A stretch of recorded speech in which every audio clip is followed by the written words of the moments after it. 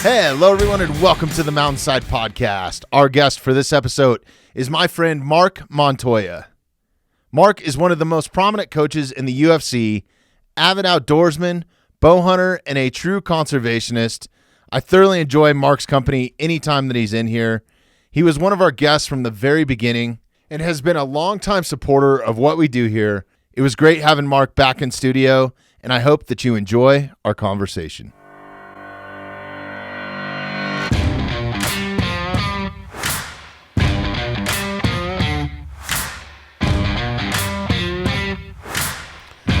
Well, cheers, man. Cheers welcome back. Awesome. Thank you, guys. Yeah. Thanks for coming up. Absolutely, you guys. Middle of a snowstorm. Yeah, well, you know, you live in Colorado in the winter. That's what happens. Right. I wasn't worried. I got a big truck, so I was like, no worries. I'm ready to rock. You guys have done a great job, man. Look at this place. It looks amazing. Yeah, this is the temporary setup here. So I know. I love it. Yeah. I love it. It's pretty cool for temporary. Yeah, Jeremy cool. helped me out here a little bit, and we got moved in. And don't lie. Exactly. You know what's crazy is I was looking back because you were coming up. I was like, shit, I can't even remember when we recorded. And it made me realize, like, we're going on 2 years in April. Has it been 2 years? Yeah. Almost. It's been. I know it had been a little bit, but you guys are not just getting started, but it was pretty new when I came up the last time. So It's cool to watch your progress. You've had some cool guests on. Actually, you've had a couple of my fighters on. I know Dustin was on here. Dustin's been on. We've had Josh. That's right. Frims come up. That's awesome. He wants to come back up too. He's Mr. Podcast, man. I love that. So, I know. And then Jordan came up and hung out with us one night. Oh, that's right. And, That's right. yeah, but you were there from the beginning, dude. Like, I know, it's cool. It was episode 4. That's cool. It's cheers Cheers to you to guys. that, man. Hey, and on top of that, I brought you guys some Oh, no way. tasty beverage for you guys to have. This is a sponsor of ours, CerveceriaColorado. They're part of the Denver Brewing Company, but brought some beverages for you guys. Show So that to enjoy. We got Camera, some Marc. mango. Where's the camera? Right here. Oh, what's up? Right at you. Yeah, but anyway, it's a local company. Obviously, Pineapple blonde. we're Colorado guys. You know. All right. Let's open one of those. Let me have one of those pineapple blondes. I'm going to try one of those. I'm not much of a beer mango? drinker, I'm not either. but IPA, I'm going to give it a or taste. do you want ale? I'm going to try the Ale? ale. Yeah, I think so. Jeremy, you doing anything? I'll or take an IPA. Oh, he wants the IPA. Yeah. Okay, good. We'll get a flavor of both. Yeah. Anyway, great company, really good friend of mine, local. So you know, I like supporting all that stuff. This is the ale. Okay. And then Jeremy, you want an IPA? Sure. Oh, they're even cold. Heck yeah! Can't bring warm beer to the Can't bring warm mountainside. beer. I brought them from the gym, so I was Oh, like, hell yeah. here you go. Enjoy. Cheers. Cheers. to you He guys. just strapped him to the roof of his truck to cool him down. Yeah, it's easy to do today, man. Shit. Exactly. Let me know what you guys think.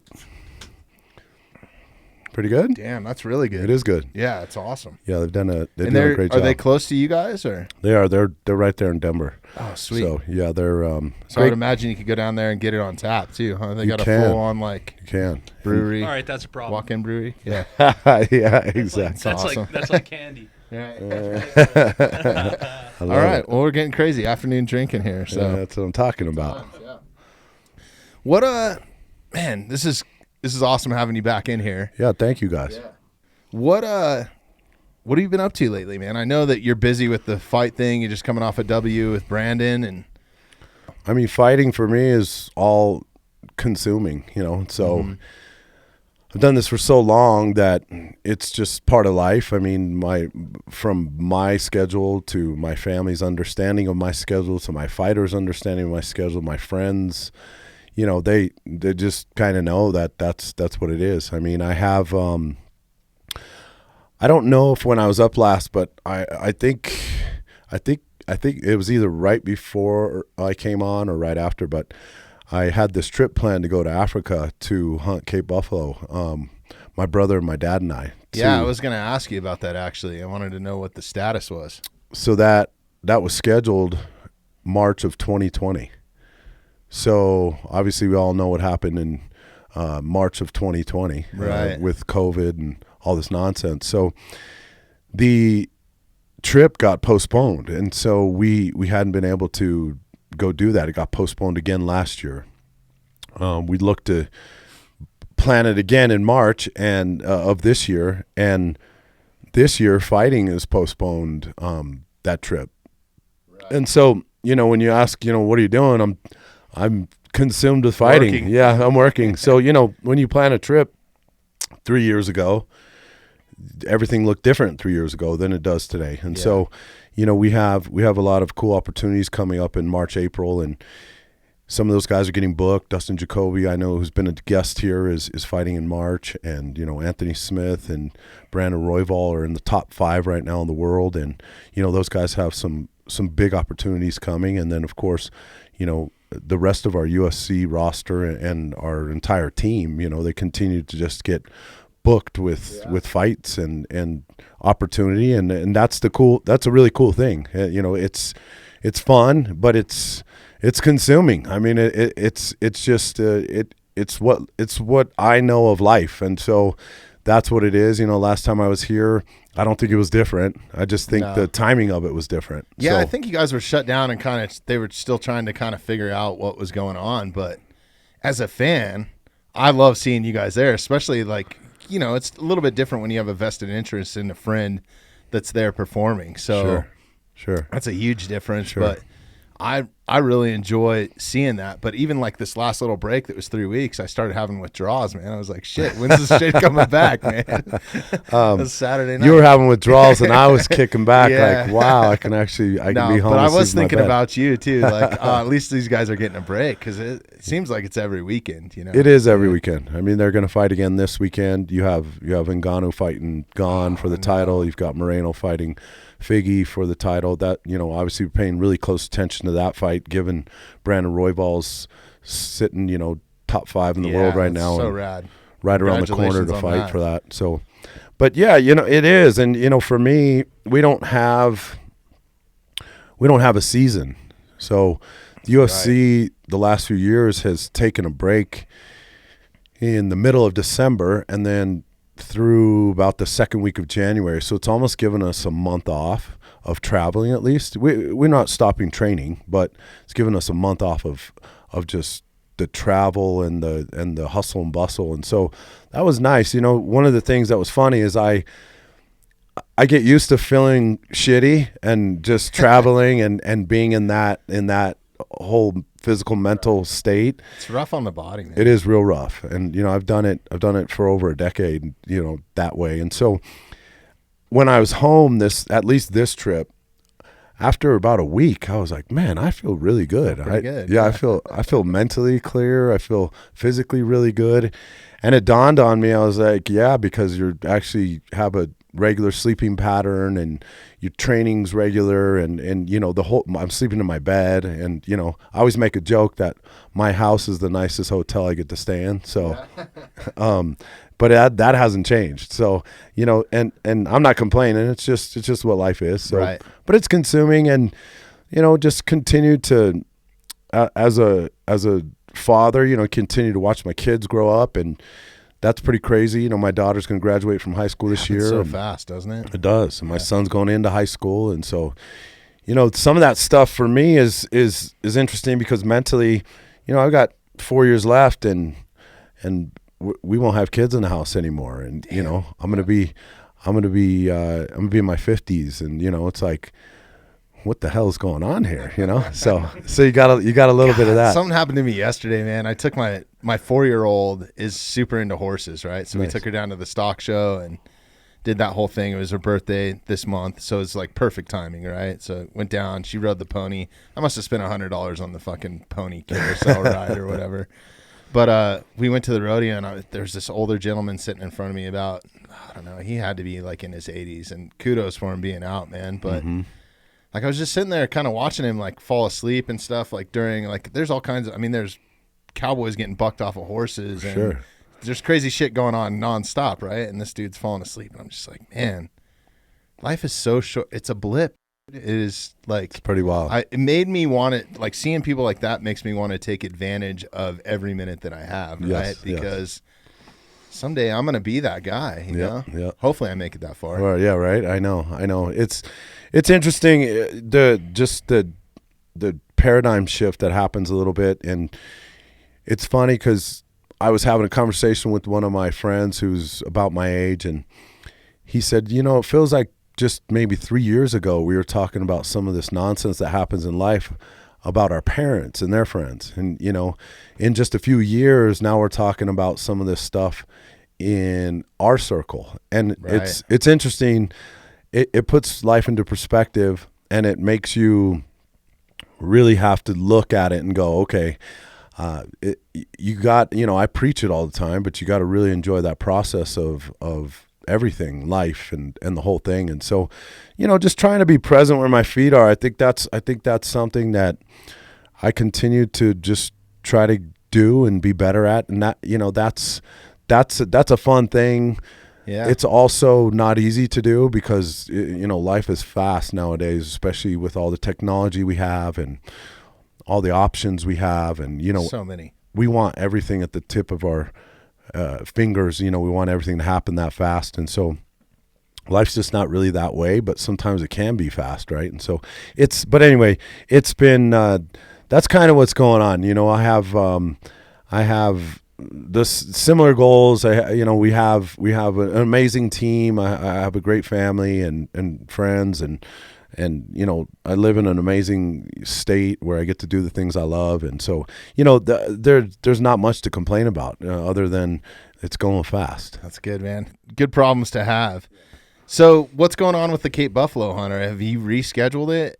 Do you have a date or? Yeah, we had to reschedule it. You made again. me want to go do that after talking to you. I was like, damn. I'm still bummed. I'm getting to a point now where I'm like, I don't know if that thing's ever going to happen. Yeah. And so it'll happen. It'll happen. It's just timing's everything in life, and it seemed right when we had it planned the first time, and it seemed right the second and the third time. And so I don't know, for whatever reason, God's not letting me go out there yet. So it's getting rescheduled to next year. Hopefully the timing happens. It's obviously a trip of a lifetime and something I want to do. And I was obviously ready for it, still ready for it, continue to, utilize all the practice I need and stay in shape and all the stuff I need to. So, hunting, whether we're hunting here or hunting there, it's what it's going to be. If I never do that trip because of exterior reasons, I don't, but it is still on the docket to go do. It's just, it's continually getting pushed back, and it's pissing me off, actually. I'm like, man, I want to go do that. It's hard, especially when you start getting, I don't want to say that you're pigeonholed, but you kind of create your own problems in life sometimes, you know what I mean? And like, I'm definitely doing that with the podcast. It's turned into its own monster a little bit, but it's a good thing to have. Like, I'm not complaining by any means. Sure. But it's just like, once you start something on top of what you're already doing, here you go, Oh yeah. like, No, and it's, so I don't shoot my bow as much as I would like to. I'm not in the gym as much as I'd like to anymore. You know what I mean? But I have obligations. So of course. That's what it is. They always say, be wary of what you ask for. Yeah. You might just get it. Yeah. And when you get it, you're like, oh, shit. Yeah. I got this thing. Now what do I do? Speaking of that, congratulations on the bull you got this year. Oh, thank you. That's Yeah, thank you. Fucking nice bull. It was nice. It was nice. Yeah. That made me super excited when I saw your post. And Jeremy's got it pulled up right here. He's about to pull it up. But, like, I'm excited every time that you guys get a W in the octagon. Right. But this made me even happier, like seeing a friend of mine kill a big bull like this. And yeah, it was a heck of a trip. This is my brother flipping me off like normal. Yeah. Every time I shoot an elk, I careful what you wish for, right? Yeah. Because then you're like, shit, it's dark, and now the work begins, right? That's for sure. Damn, it's going down out there. Yeah, this area that we hunted, the interesting part about this area is my family has been hunting in this area in Southwest Colorado before I was born, and it never used to be a draw area when I was young. It became a draw area, I want to say maybe when I was a late teenager or early 20s, something like that. And then it's been a draw area forever. So the last time I was here was with my brother and myself. We put in as a group, and we drew the tag and we bull shot really nice bulls 10 years ago. And then we've been putting in, and then we finally drew it again this year. And so the cool part about this is that this area is, I told you last time I was on here, we have, my father's like 38% Native American. Yeah. I'm like 18-ish, something like that, almost 20. And Comanche, right? yeah, and the Comanche and the Utes really were in this area in Colorado. And so, because I asked my dad, I said, Dad, because my family's from Southern Colorado, my dad's family's from Trinidad, and New Mexico, right there, back I love and forth. that part of Colorado too, man. It's Me too. awesome. And I said, I was like, Dad, how the hell did you guys find this area? And he's like, I don't know. We just look at that video. Isn't that cool? Makes Yeah. me want to be out there right now. I know, me too. You know what's crazy is we only have like 8 more months till archery season. I know. Gotta get ready. It's unbelievable, right? Anyway, I asked him, I said, Dad, how did we find this area? How did the, Montoya family find this area? And he's like, I don't know. We've been hunting there. My grandfather, which would be my great-grandfather, was hunting here. And what's funny is my brother did a little research. Is this your dad and brother here? Yeah, so my dad's in the middle. My brother's I think on I the just right. saw a photo of your brother too, giving you the bird. Yeah, man. he's flipping me off. He's always flipping me off. Yeah, there he is. There he is. That's awesome. He's my younger brother. Okay, Sometimes Makes he acts, sense, He acts yeah. like my older brother. I got a younger brother that Yeah. does all that sort of A little shit. shithead, right? Anyway, he's like, I don't know. Anyway, my brother did some research, and that area that we're in right here, he did some research, and the Native American tribe that we think we're from, this is actually one of their hunting grounds. And he did a bunch of research and was like, you're not going to believe what I found. And what's interesting about this place is I've been going there since I was a kid, and there is some nostalgia to it because, when you're a kid, it's etched in your memory forever, but it's always felt like home. It's been something that there's just this feeling there that's, of course my whole family was there, and that's a big part of it. But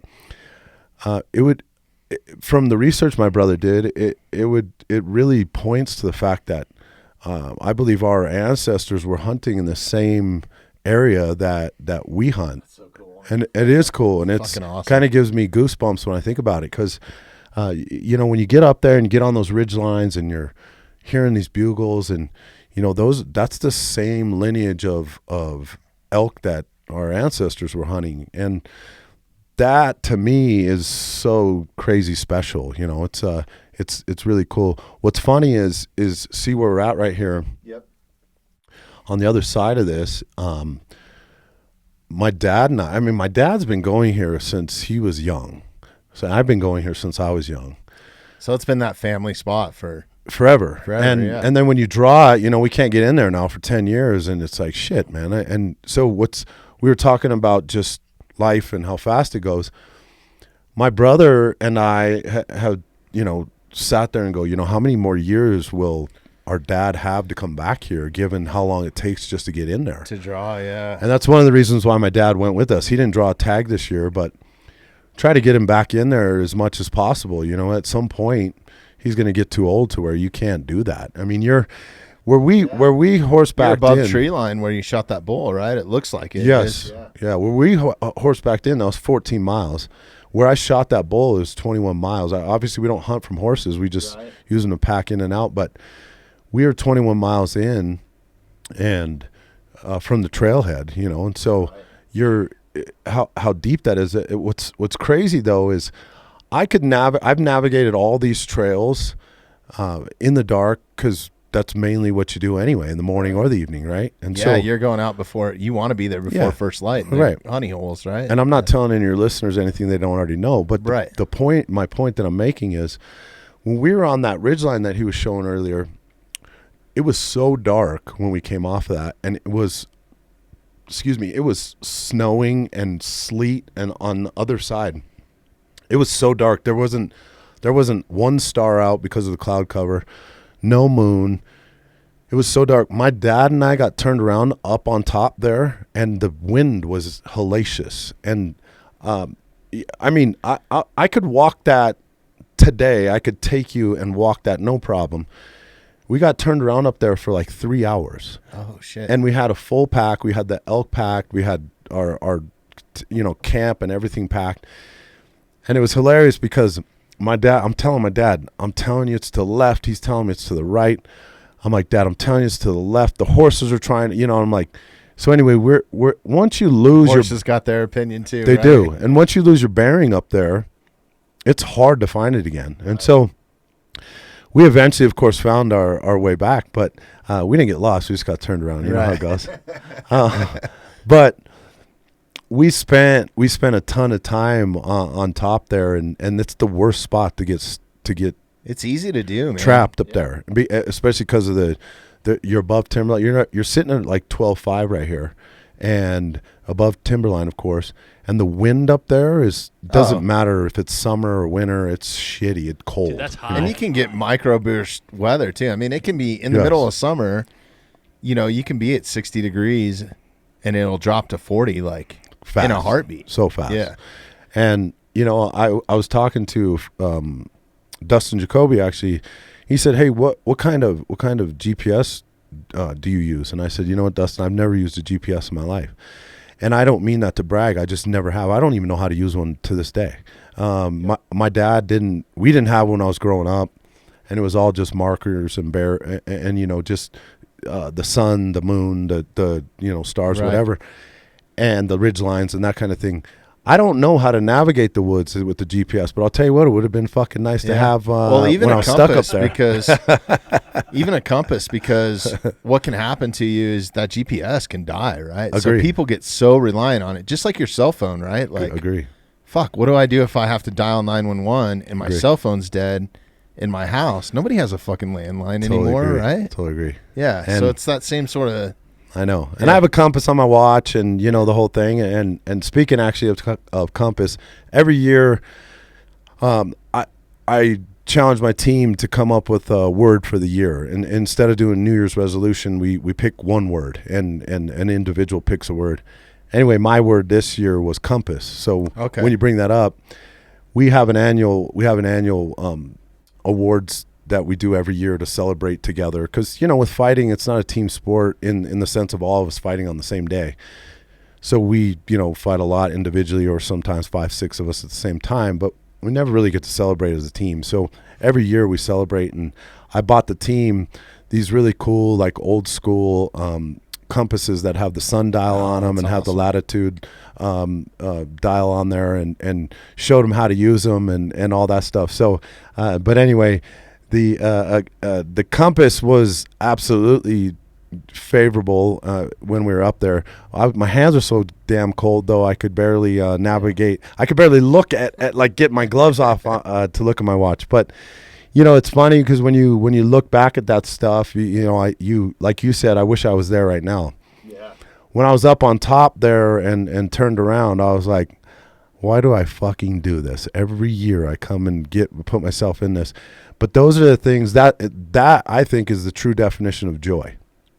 I agree. It's joy because when you look back and you go, man, I wish I was right there where that video was playing. It makes me want to be there. I wasn't too. even there with you. I know, me too. And so, but that is the true definition of joy. When you look 100%. back and you have a little bit of turmoil, and you also have some struggle, but you have some success too. And that's what it is, in my opinion. So, we finally did find our true north, but and our direction. But for a minute, I was like, and my dad was looking at me going, I'm too old for this shit. What the hell is going on? So you should look into one of those GPSs. They're pretty badass. I mean, I have, as soon as we moved back here and I had young kids and we were going, I like to go camping just like that, Sure. I like to get back out of everything, cell phone reception. I was like, fuck, man, what if something happens to one of the kids? So I bought one of those little Garmin things. It's got the SOS button on it, but it does sync to your phone. And the last couple of years I've been using it hunting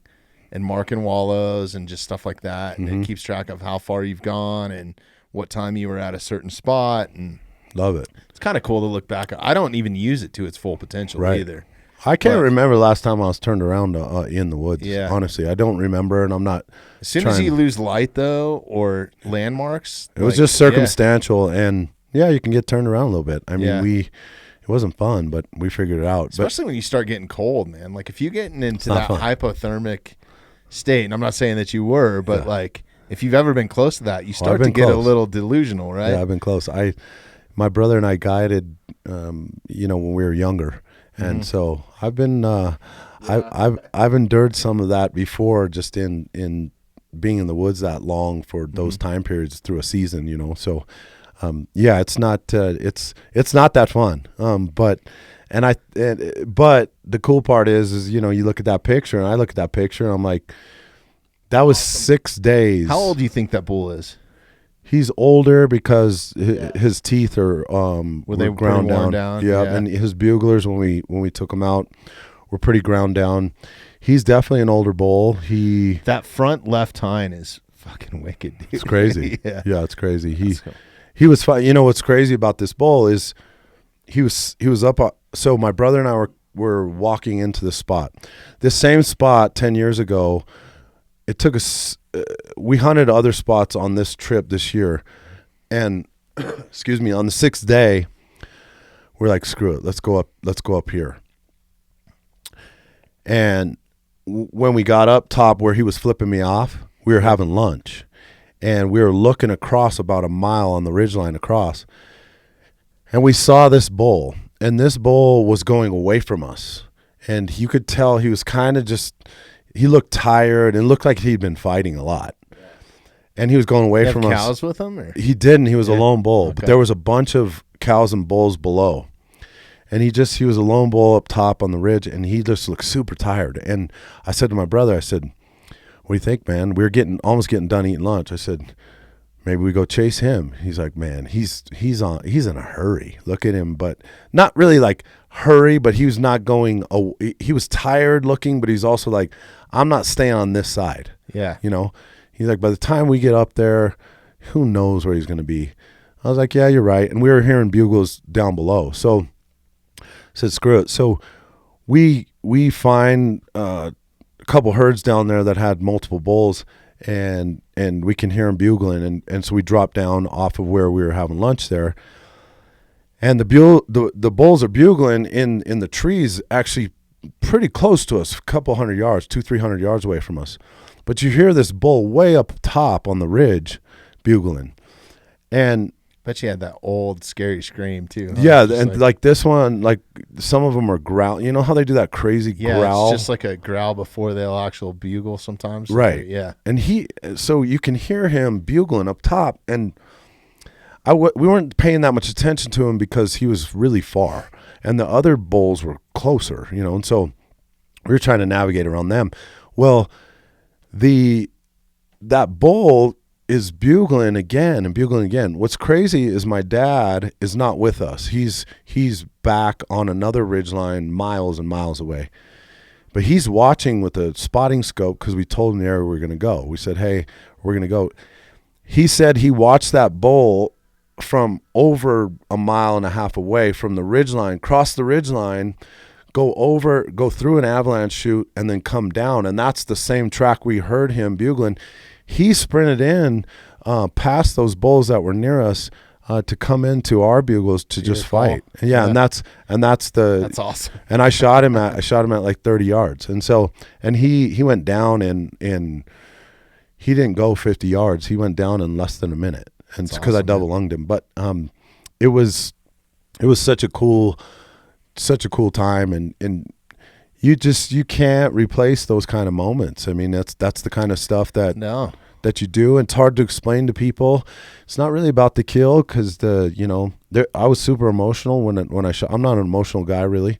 Mm-hmm. I was emotional when I shot him, and my dad always taught us every time we kill one of these bulls or an animal like that we pay respect to the animal, and we always put the sign of the cross on their forehead. That's always been a family tradition that we do, and that's cool. It's pretty cool. It's pretty cool to do, and it's a cool tradition. And to teach our kids that stuff, and to have these kind of opportunities, and to share that opportunity with my brother. My brother called that bull in from over 1 mile, and he did it unselfishly for me, and it was so cool. Once I shot this bull on the other side, if you're looking at the picture to the right, those bulls that were bugling earlier were still bugling. So my brother and I dropped down in there right after we shot this bull, and I got a bull. I called a bull in for him 45 yards. He was just behind a tree and he couldn't shoot. So that would have been a hell of a story if we could have pulled that off right there. That would have been awesome.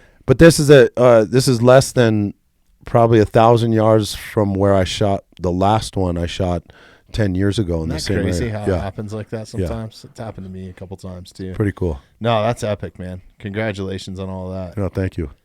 Super rad. And being out there with family and those family traditions, I think that's a big part of it for me, is It is. just it's taking that time. You know how busy you get. It's like, nope, sorry, September I'm busy. I know. Yeah. And I'm going to try to take the entire month of September off next month. Man, I hope Or you get next to year, pull that or off. this next coming September if I can. I hope I you don't pull know. that off. I'm working like hell to do it. So Good for you. That'd be amazing. did your son go with you on this one? He didn't. He didn't get to go on this one, but my dad and my brother and I went, and that's the other thing is we're so connected all the time.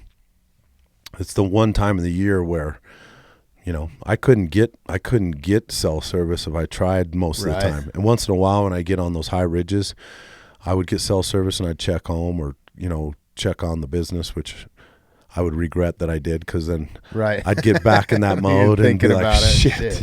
So, but it's that time to decompress and get off the grid, and it just resets me all the time. It's something. Couldn't agree more, man. I need. Same thing for me. Yeah. I just need it. I come back from that so tired but so fresh in the mind. Agree. You know what I mean? In the mind. I'm not up there listening to music or fucking listening to podcasts or Nothing. audiobooks. Not even audiobooks, right? Agree. Like, No, nothing. I don't even bring a book with me, right? No. Like, I'm either writing my own notes down, Sure. hanging out with the boys, cooking, but really hiking my ass off, dude. That's Sure. about it. Sure. Like, And that's great. you're getting up before first light and home at dark, or back to camp at dark, right? sure, Yeah. for sure. So It's a cool thing. It's been a tradition we've done forever. The other cool thing is, my fighters have asked me for some meat, and they've got to enjoy the harvest of that's that hard rad, too. work. Giving meat to somebody is one of my favorite things. And they've never eaten it before. Yeah. And so they're like, man, this is so good, and get to share that with them. And my family and friends, and you get to eat that on the daily if we want. That's amazing to have. And so it is. That's the biggest part to me is enjoying the harvest of that, and being able to give some of that too, and knowing that at 21 miles I had to pack that thing. That's a ways out. in there, dude. Yeah.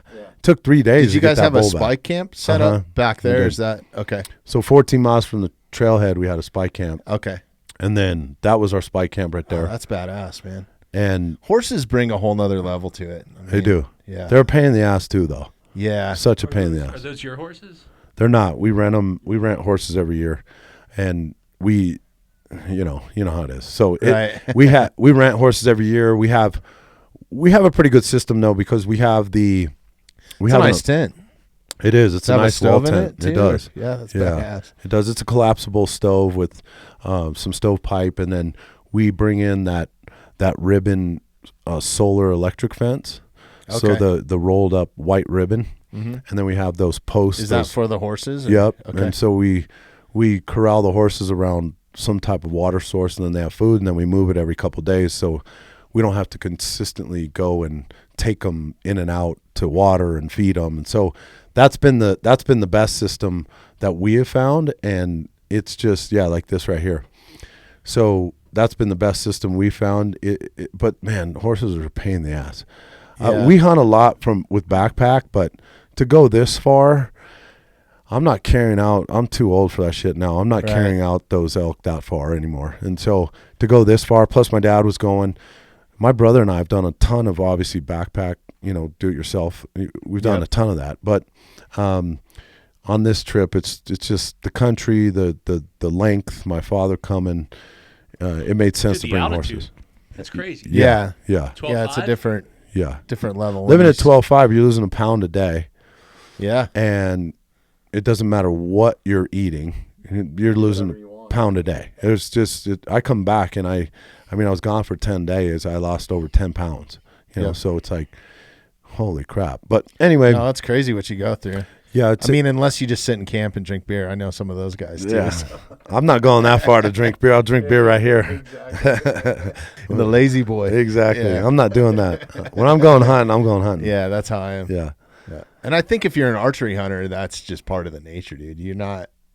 for sure. It's a little bit different mentality. For Not sure. driving roads and. Yeah, and Yeah. there's nothing wrong with that. I don't, No, you know, I if don't that's either. if that's what you enjoy, then that's Yeah. awesome. It's just,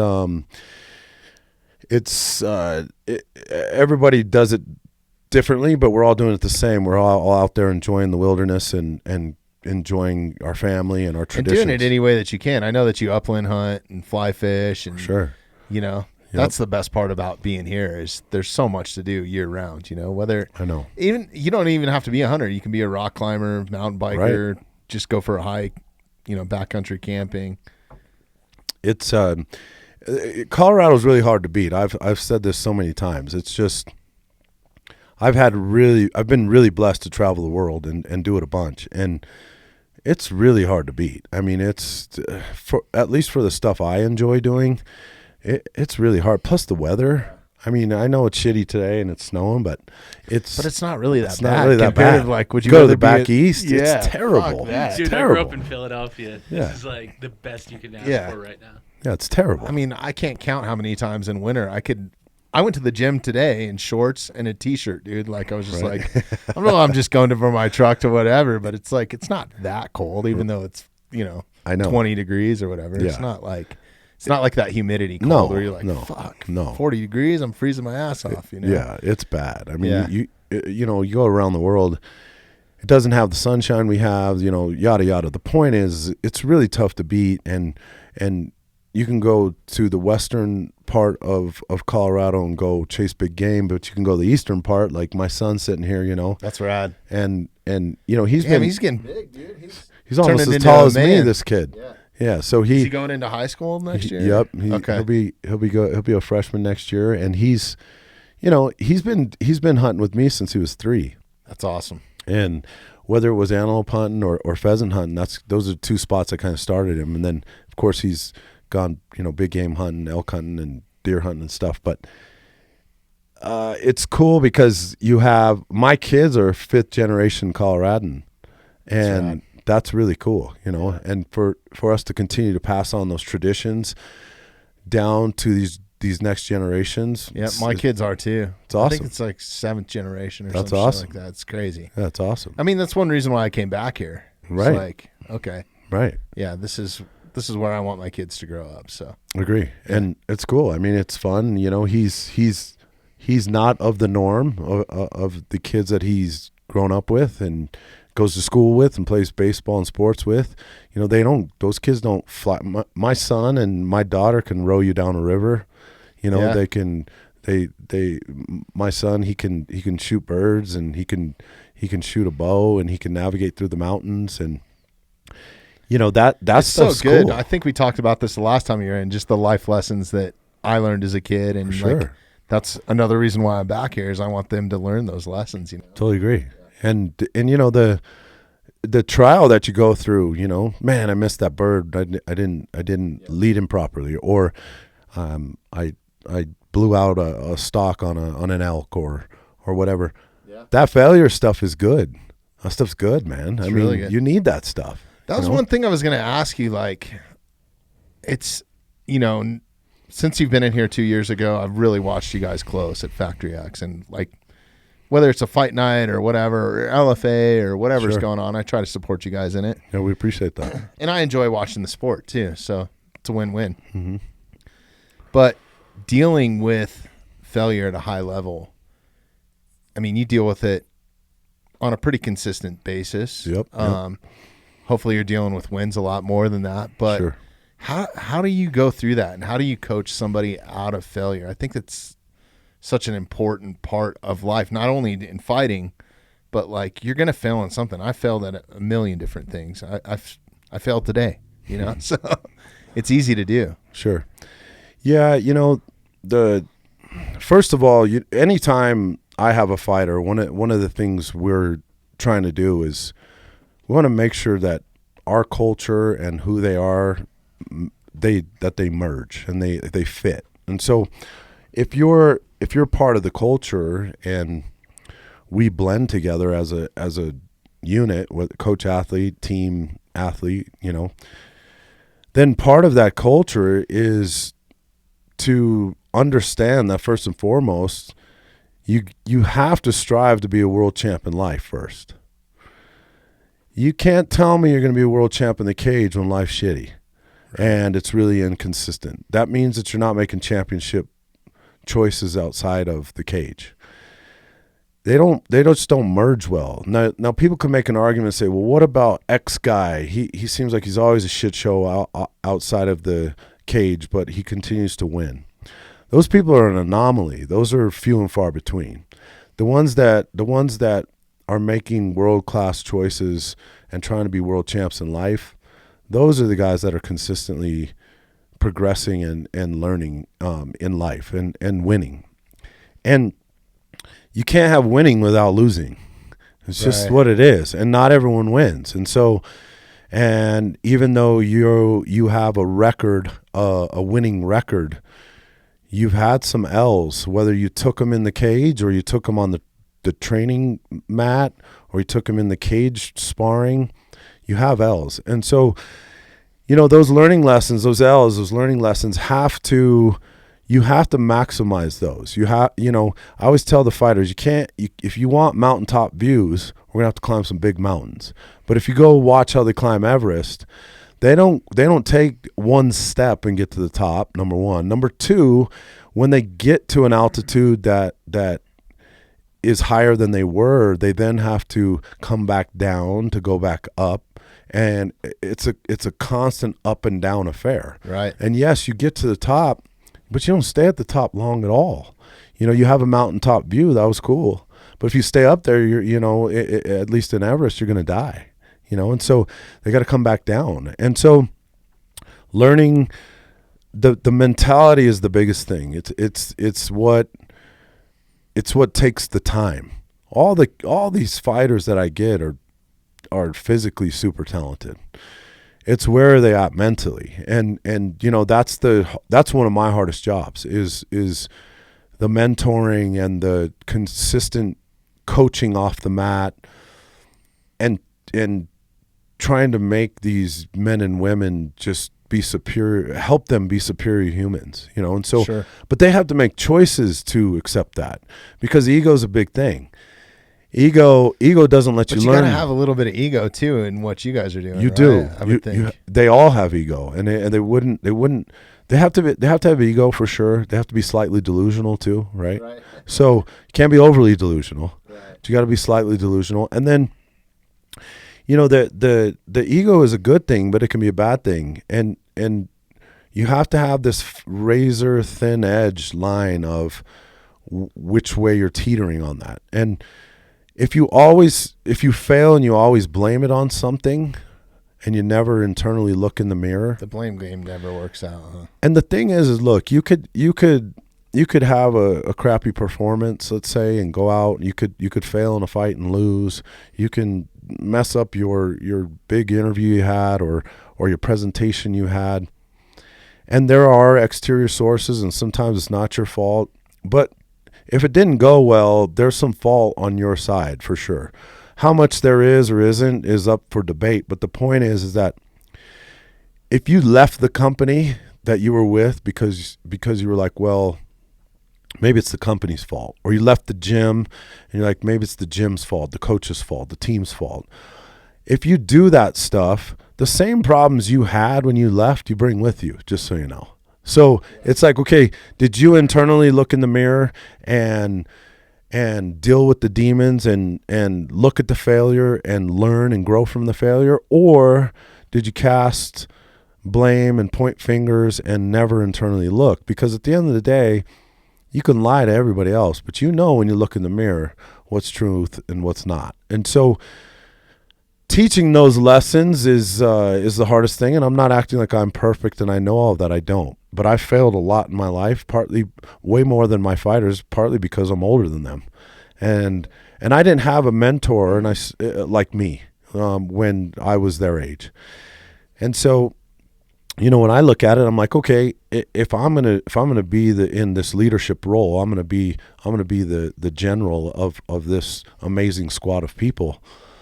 Then I got to live and breathe the same thing. And so, I take it on the chin a lot. When we fail, it's my fault at the end of the day. I'm the one leading the ship. And so, yes, the fighter has his part, but at the end of the day, I'm the one leading it. So I take it on the chin, and we have to get better. And that's why we constantly have to continue to grow and evolve. And change is hard, though. People don't enjoy change that much. You have a routine and you do your routine. Yeah. And so if you're unwilling to grow and change, then you better be careful, because when failure comes, you won't ever take that responsibility that you have internally, and then you plateau and there's no growth.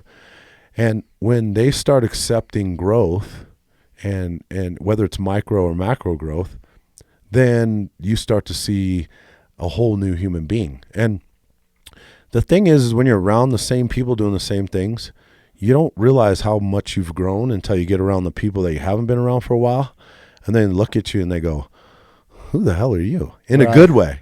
And I've had people say that to me about fighters that came from other places, and we're like, man, we don't even recognize that guy in a good way. And that's being part of that culture and accepting what that culture demands from you. And if you're unwilling to do that, then it's not the right place for you. It doesn't mean that you can't be successful somewhere else. You can. It's just, this is the culture that we've set and built. Are you part of that fabric and cloth?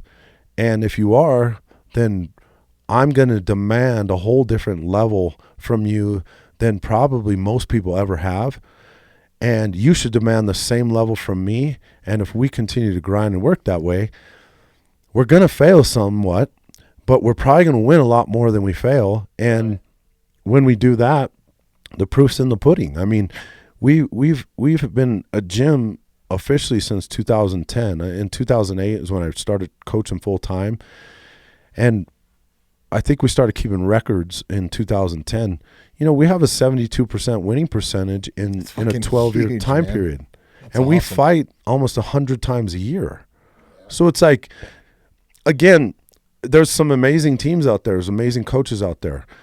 But the point is that if you continue to get the right people involved and the culture's right, and you will challenge yourself and challenge me, and we will grow together, then 70-some% of the time we'll go be successful, because we've learned how to grow from failure. And if you're unwilling to do that, then you probably aren't going to find those percentages. It's just, from my experience, I don't, right. At least the way I know, that it's hard to do.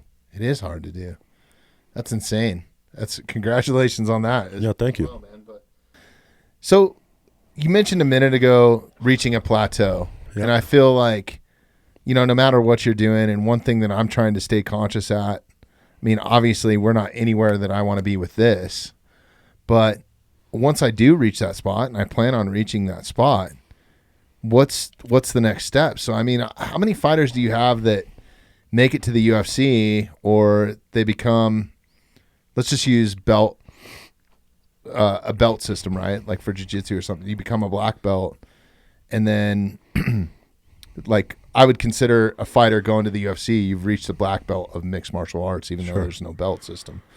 But you get to that point, you plateau, you're there.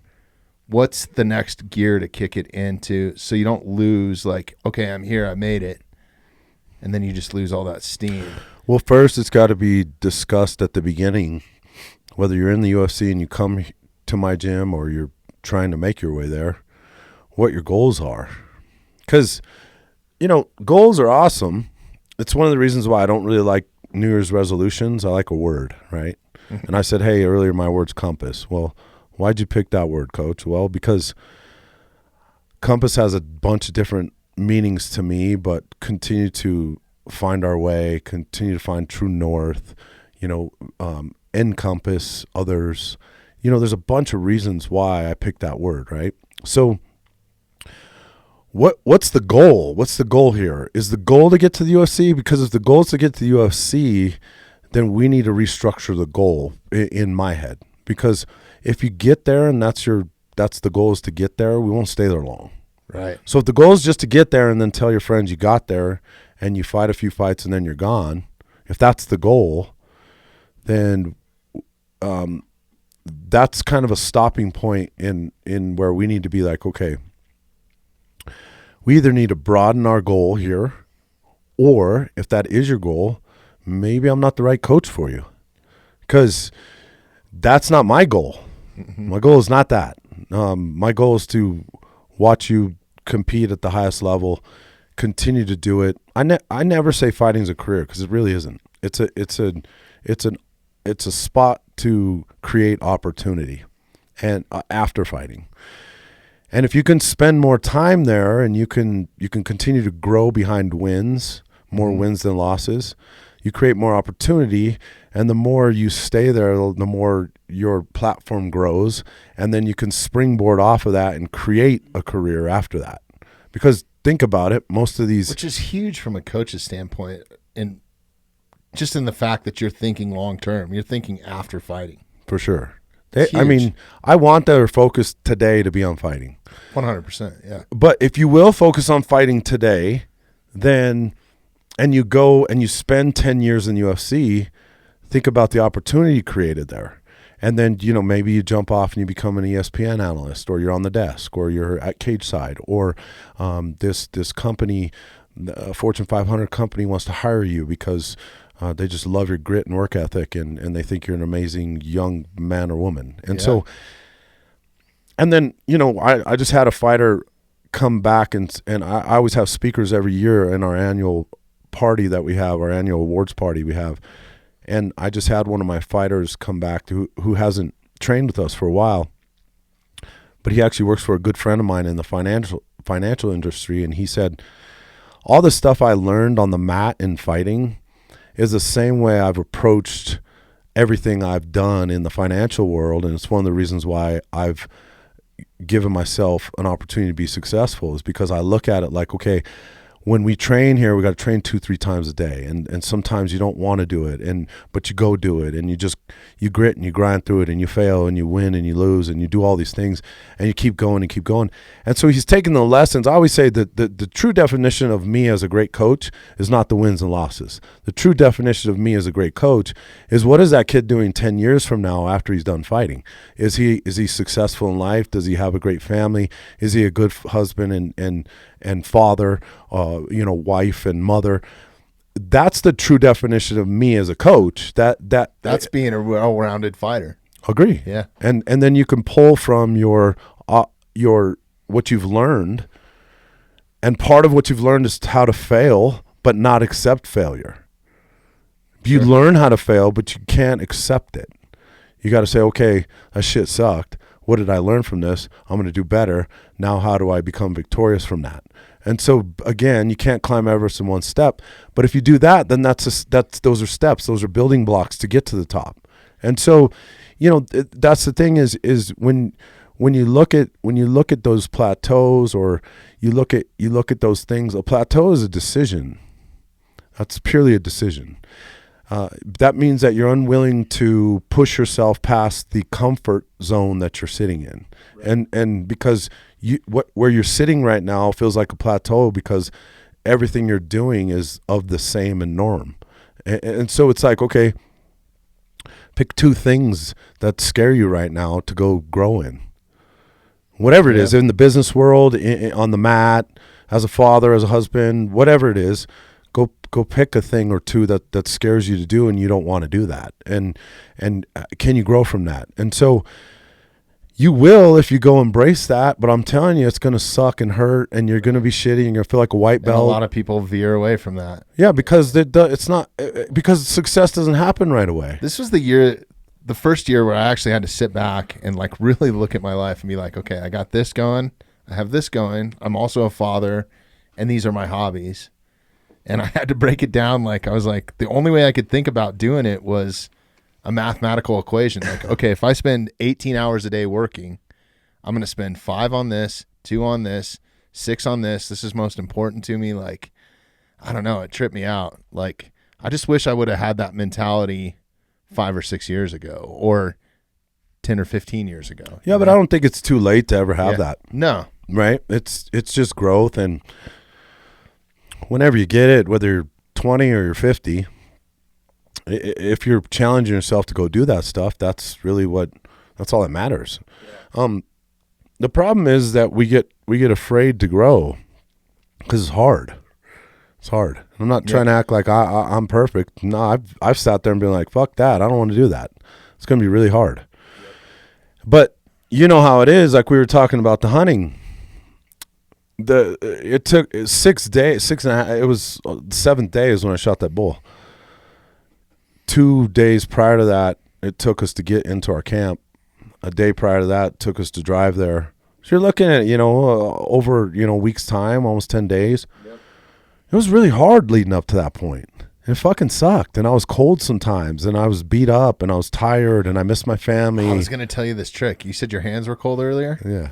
I just started this a couple years ago, and I actually picked it up from the Traeger guys, right? Okay. Because they used those latex gloves when they're grabbing meat and shit off the grill. Yeah. And then a fly fishing friend of mine said, dude, if your hands are cold, just put those latex gloves underneath your regular gloves. Really? And the nitro gloves, yeah. So they don't have like a powder on them. They're like a mechanic's glove. Like the ones I wear at the cage? Yeah, same thing. So okay. Snag a box of Bro, those. I got a ton of those. Yeah. I'll bring that shit all day. Put it underneath your glove. It's amazing, dude. Like I do it when I'm shoveling. I can wear mechanic's gloves, and like you put on one of those nitro gloves on, and because it traps the heat. Yeah, and then if you need to take it off, you can still use your phone.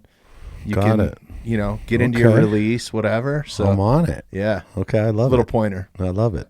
Anyway, I was just saying that it's never easy at the beginning, and there is going to be stuff there will be success at the end, but the problem is that if let's say you and I pick the same thing. Let's just say you get there faster than me. The problem we have, and I see this, is then I start to compare. And comparison's the thief of joy, right? So bad. I compare. And so I go, well, shit, Bobby got there. We started at the same time. He got there.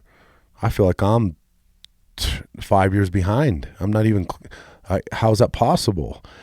There's never been one good thing that's come out of comparison to another person ever. To name one when you've compared yourself to someone else that was positive. It's not good. It's not good.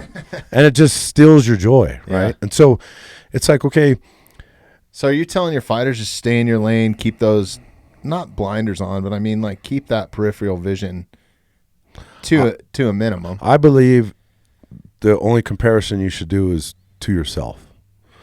What was I like a week ago? Would I kick that kid's ass a week ago? Right. What was I like 2 years ago? Would I kick that kid's ass 2 years ago? That's a great point. And I've never heard them say something negative out of that comparison. But when they compare to others, then it steals all their joy. And then they look and as you know, most things that are really hard to do require mental fortitude and slightly being delusional, for sure, to go achieve those things. Right. And so when you're like, nah, I would kick that kid's ass a week ago. That the same guy I was a month ago, a year ago, if that kid walked in this gym right now, I'd kick his ass. If that's true, and you know that, you know whether you believe that or not. If you've been putting the work in, that is true. But you had to leave the gym many times, slightly delusional, when you got your ass kicked all day and you still left and you're like, I'm still the baddest motherfucker on this planet. Like you had to do that. You had to figure that out and be like, okay, no, I'm still a bad motherfucker. And this so is what's making me come back. Correct. Yeah. But you also had to learn from it. You couldn't let your ego get so far involved that you didn't learn. And so that's the thing is it's like, okay, learn these small lessons. And then we work so hard physically on a daily basis to get our bodies in tune. One of the things I did, and this is the third straight year now, is 3 years ago I challenged my team to start reading a book a month. And I said, listen, for the first year, I will give you one book a month, okay? And somewhere on my Instagram, there's the list of some of those books. But anyway, I've actually gotten one off of that list. oh, nice. It Takes What It Takes. I Yeah, think it's I a great read about Trevor. a year ago. It's awesome. Yeah, Great book. yeah, great book. But the thing is, you know, and they don't even the luxury of today is you don't even have to freaking read that book. You could I listen to audiobooks. Great, Yeah, great. doing whatever. If that's how you're gonna retain and learn, do it. But my point is that if we are working 2-3 times a day on our body, and we're getting our body in shape, and you guys look like, you know, statues chiseled out of granite, and what does the mind look like? Because I don't care what you know technically. Yes, that helps, and yes, you have to be athletic, and yes, you have to be a little savage, and you got to be all these things to compete in fighting. But we win and lose most time because of the brain. And what tools have you given yourself to navigate through all this nonsense mentally? And so, is reading one book going to help you win a fight? No. But what if you read 12 books in a year? Yes. What if you read 40 books in a year? Yeah. And so you're starting to find, and they don't have to be self-help. It could be anything. Yep. The point is just find some. Yeah, this is from. Oh, that's awesome. This is from one. I got to do one for this year. Tribe. That's such a good fucking great book, man. Oh, that's from 2020. Have you read The Outliers yet? I have. Yeah, What great. did you think of that? Yeah, amazing book. Awesome. Like right now, we're reading. This month, we're reading Green Lights by Matthew McConaughey. Oh, really? I haven't read that. The concept is there can be a lot of red lights in life. Where do you find the green lights? And he talks about his life and how he found green lights through his life, you know. And so that mind shift of, especially the kids I deal with, they come from a tough background. They usually have parent problems. They have all kinds of crazy. I mean, you're not a fighter because you're the most sane person. Let's just be honest, okay? And so, and I'm not saying they're all crazy. I'm just saying they have tough backgrounds. So, you know, how a lot of times they come from those backgrounds where they've been mentally abused for sure physically, but mentally they've been abused and they don't even know what that means. Like I listen, I come from a very similar background. That's why we bond so well, because I know what it's like, you know. I haven't forgotten. I've had time help and heal and been vulnerable so I could grow, which, you know, I thought forever. If you were vulnerable in my neighborhood, that meant you were going to get your ass kicked. Yeah. And so I always looked at that as soft and weak, you know. But in 2018, I had to look inward and be like, listen, man, if you don't go deal with some of your demons right now, I'm a black belt at being able to push shit down. I am a black belt. Like, I can do really that. Good at it too. I'm great at it. It's just the way I grew up. Me too. I think. Yeah. Me too. And so I'm like, man, I'm really good at that. That's the norm to me. But that's the plateau that I was talking about. That's the norm.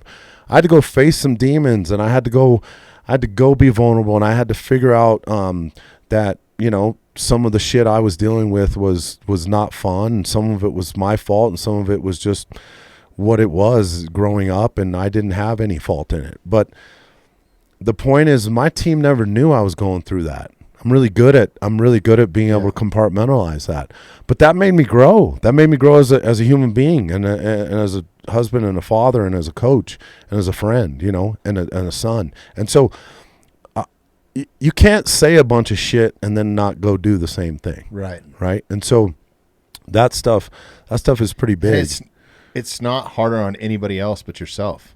Agree. Because you're letting yourself down. Totally agree. Yeah. Totally agree. And it's tough to deal with, you know. And I'm not perfect by all means, and I never will be. There's only one perfect person, and he's not me. Yeah. So, but the life lessons of these things, to be able to give back and say, listen, I've got 47 years of this experience.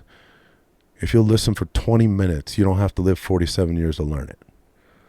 That's fucking invaluable. Huge. That's invaluable. It's like, you know, once a month I meet with a mentor of mine who's in his 70s.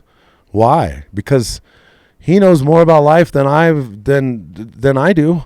Yep. He's experienced it, and that's good. That's growth. To That's go huge. do that, and having good mentors is part of that. it's right? huge. But I had to seek that out. Mm-hmm. I had to seek that out. It wasn't, and it's very uncomfortable for me. I don't have a mentor in fighting. I don't have a coach above me that's like, you should have done this.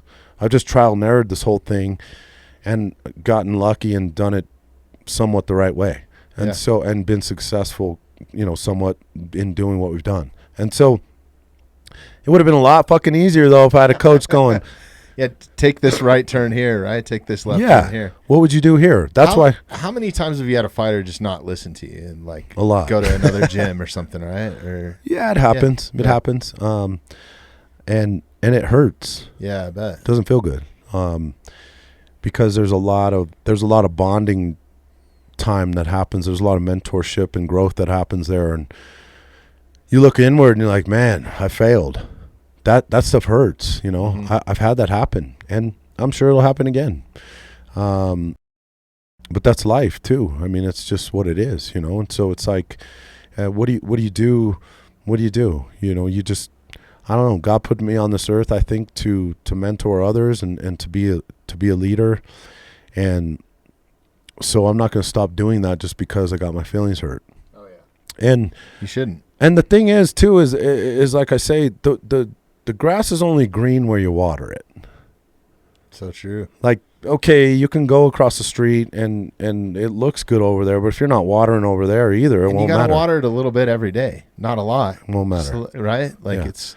And I'm not saying they're wrong or I'm right. Who cares about that point? Who gives a shit? The point is that if it wasn't working here, then make sure wherever you go, you learn the lesson of where you were and you do it a better way. And so, people outgrow people sometimes. That's just life, and it sucks and it hurts and it's temporary, but it's temporary. Yeah. And you can't coach someone who doesn't want to be coached. So if you want to be coached, I'm in. I'm fucking really good at that job. Yeah. And so, and I'll run through a wall for anybody that's underneath my banner and my roof. But I expect the same from you. And so if it's not going to be like that, then it's like any relationship. If you're not on the same page, then what does it matter? Yeah, exactly. So, and why waste your time with it? Yeah. Same on their end, Exactly. And so, it's and it's helped me grow when they've left. Because I've had to look inward and be like, okay. Have you read any of the books? It's No Hero or I haven't. I think it's No Easy Day. So, do you know who Jack Carr is? I do. I love Jack Carr. Have you read any of his books? Oh yeah, I've read. Fucking amazing. I've read all of them. So he just started a podcast this last year. It's called Danger Close, and he comes from that SEAL community, and one of his close friends is the guy that pulled the shot on Osama bin Laden. Okay, but he's much more than that, right? His career as a SEAL is just like insane. But he just did a 4-part series with Jack Carr. Like, I think it came out this last month. Oh, nice. It's called The Head of the Snake. Fucking awesome podcast. Nice. Go listen to all 4 parts. But I didn't really know about these books, but I'm in the middle of this. And he talks about, becoming a SEAL, becoming an elite performer at that military level, but then taking it a step further and going into Dev Group and what he had to go through to get through there and what they actually do and just some of the shit that he's been through. And I love it. Mentally, like he's very open in it. I'm not a big fiction guy. And I started reading Jack Carr's books and I was like, man, this is really cool. You know who's another really good author like that is CJ Box. Okay. He is in the character that he has, the main character is a why am I drawing a blank here? Works for the wildlife. No, okay. A wildlife Division of Wildlife. Division of Wildlife. That's awesome. Why am I drawing a blank on what they're called? Game Warden. Game Warden. Mm-hmm. So that's his main character. Okay. He's got some good stuff. He's got a ton of books. So if you like fiction, that's right there. He's really good check too. Those out. Yeah. CJ Box is awesome. So, cool. But I love Jack Carr. And what's funny is I've done a lot of research in the SEALs, just I don't have a military background. Mm-hmm. So, but I've done a lot of research on the SEALs, partly from the leadership standpoint, on my end, and then, how to lead others and the elite part of who they are, like SEAL Team 6, right? Is something that I just think those guys are. I think anybody in the military obviously is incredible for the sacrifice they give us. I couldn't agree more. Yeah. But when you get to the elite level of anything, like we're in the elite level of fighting when we fight in the UFC, and we do that almost every weekend. To look at the SEAL Team 6, I was like, okay, what makes them special? And so to go research stuff like that too. You'd probably really like that book, No Hero. I will. I'm only just in the beginning of it, and it's hard and heavy already. So I love it. Yeah, I'll read it, and that stuff is big. That's you got to draw from some of that stuff and figure out how to. I mean, they've been successful for a long time, and so to pull and draw from that and lend that to how we grow and what our culture looks like.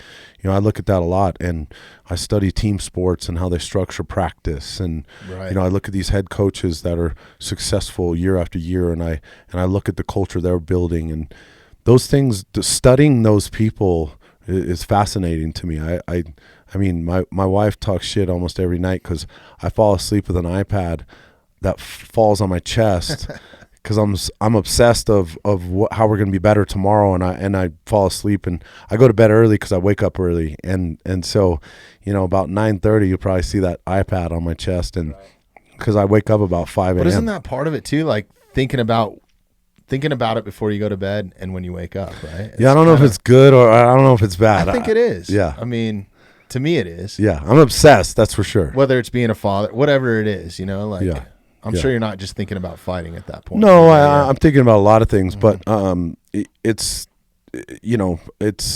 just trying to be the best human you can be, right? Is the point, and then how do you lead and help others do that? And so that's been a life journey so far, for me, and it's incredible to have that opportunity as a coach, because I get to touch a lot of people, a lot of lives that, one day, like I said, when they're done fighting and they're successful human beings, then that is the true measure of who I am as a coach and a person. So those are the things that's the big victory, right? It is a big victory. That's awesome. So that stuff's cool.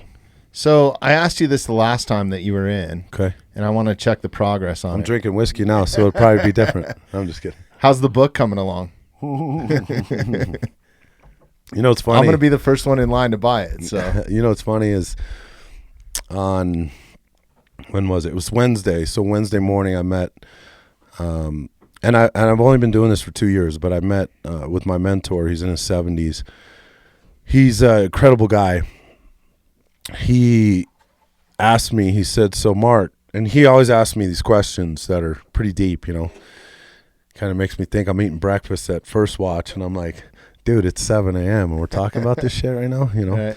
So he says, Mark, he's like, so, the coaching, the fighting thing, and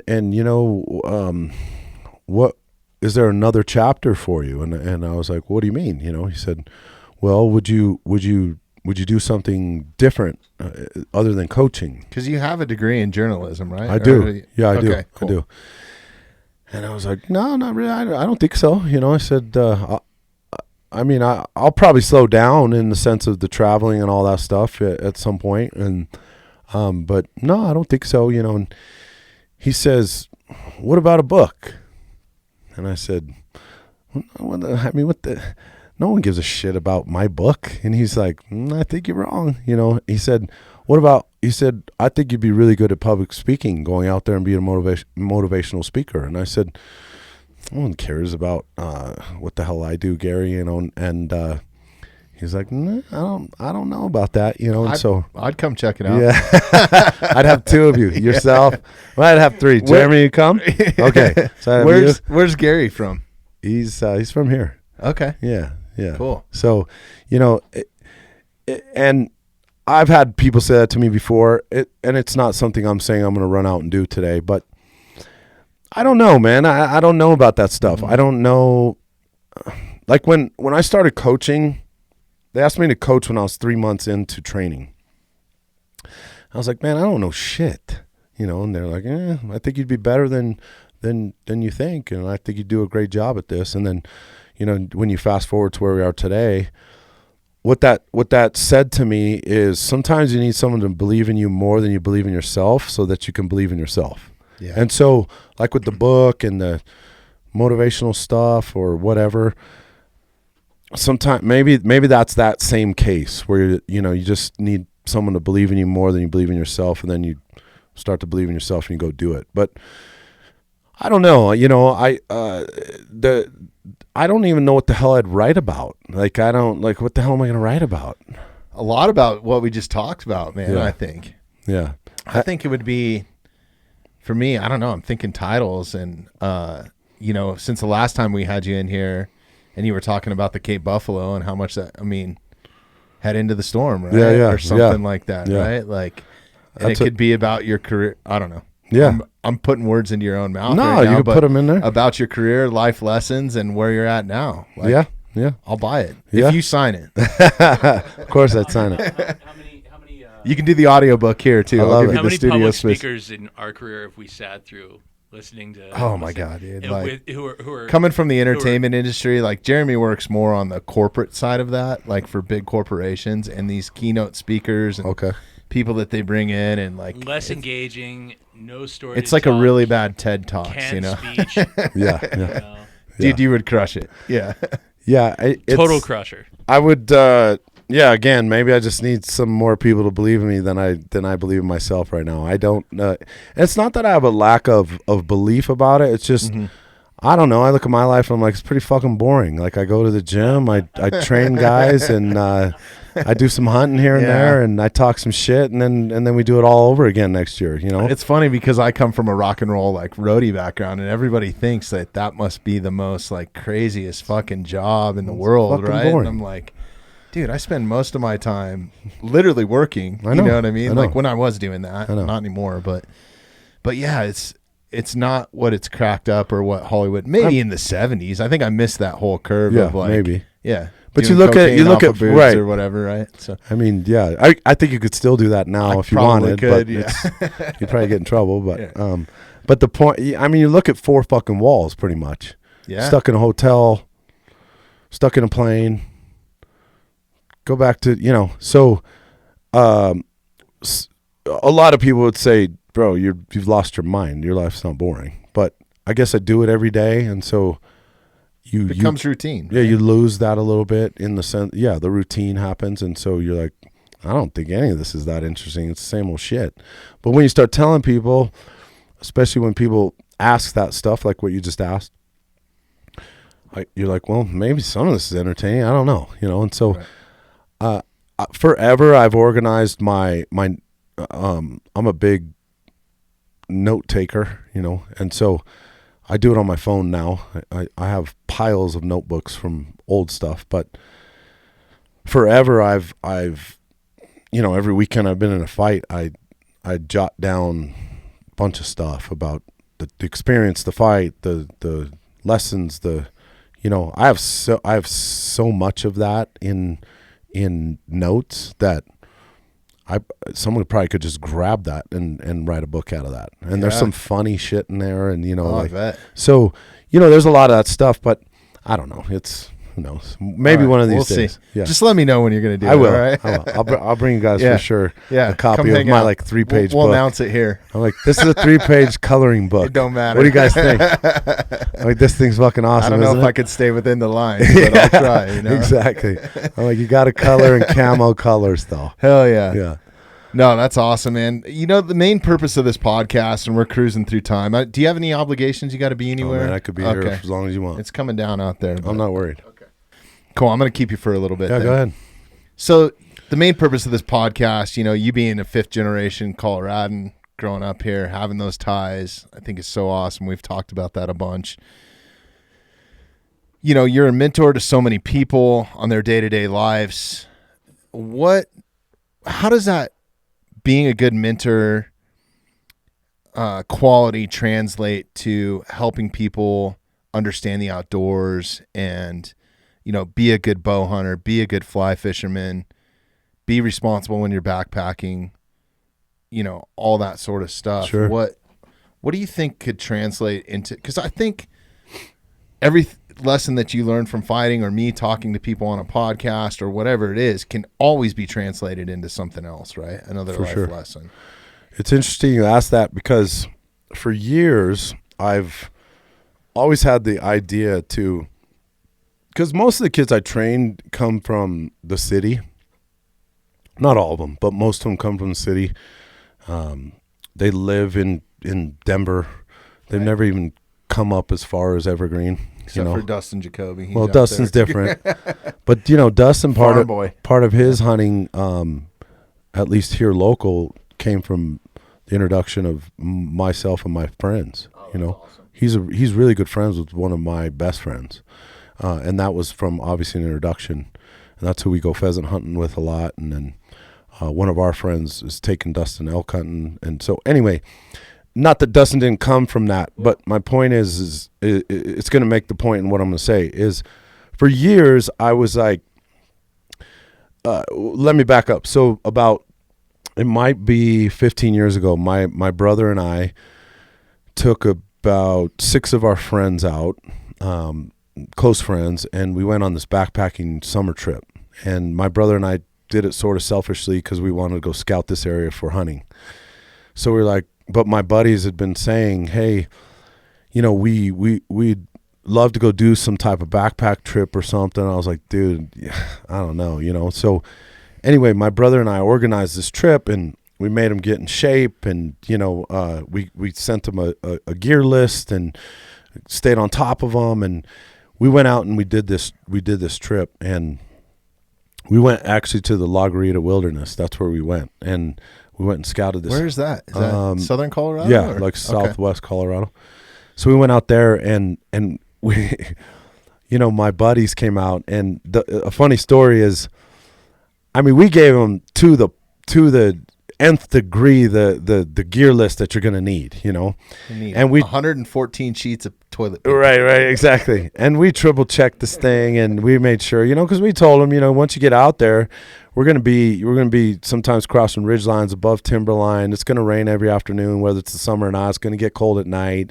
They don't realize that because, when you live in the city, it's different. And so really try to mentally get them prepared, gear listed and food listed them to death, made them run the trails with me every chance they could get, and just made sure they weren't going to die and they were in shape, So first day, we leave the trailhead, we leave the truck.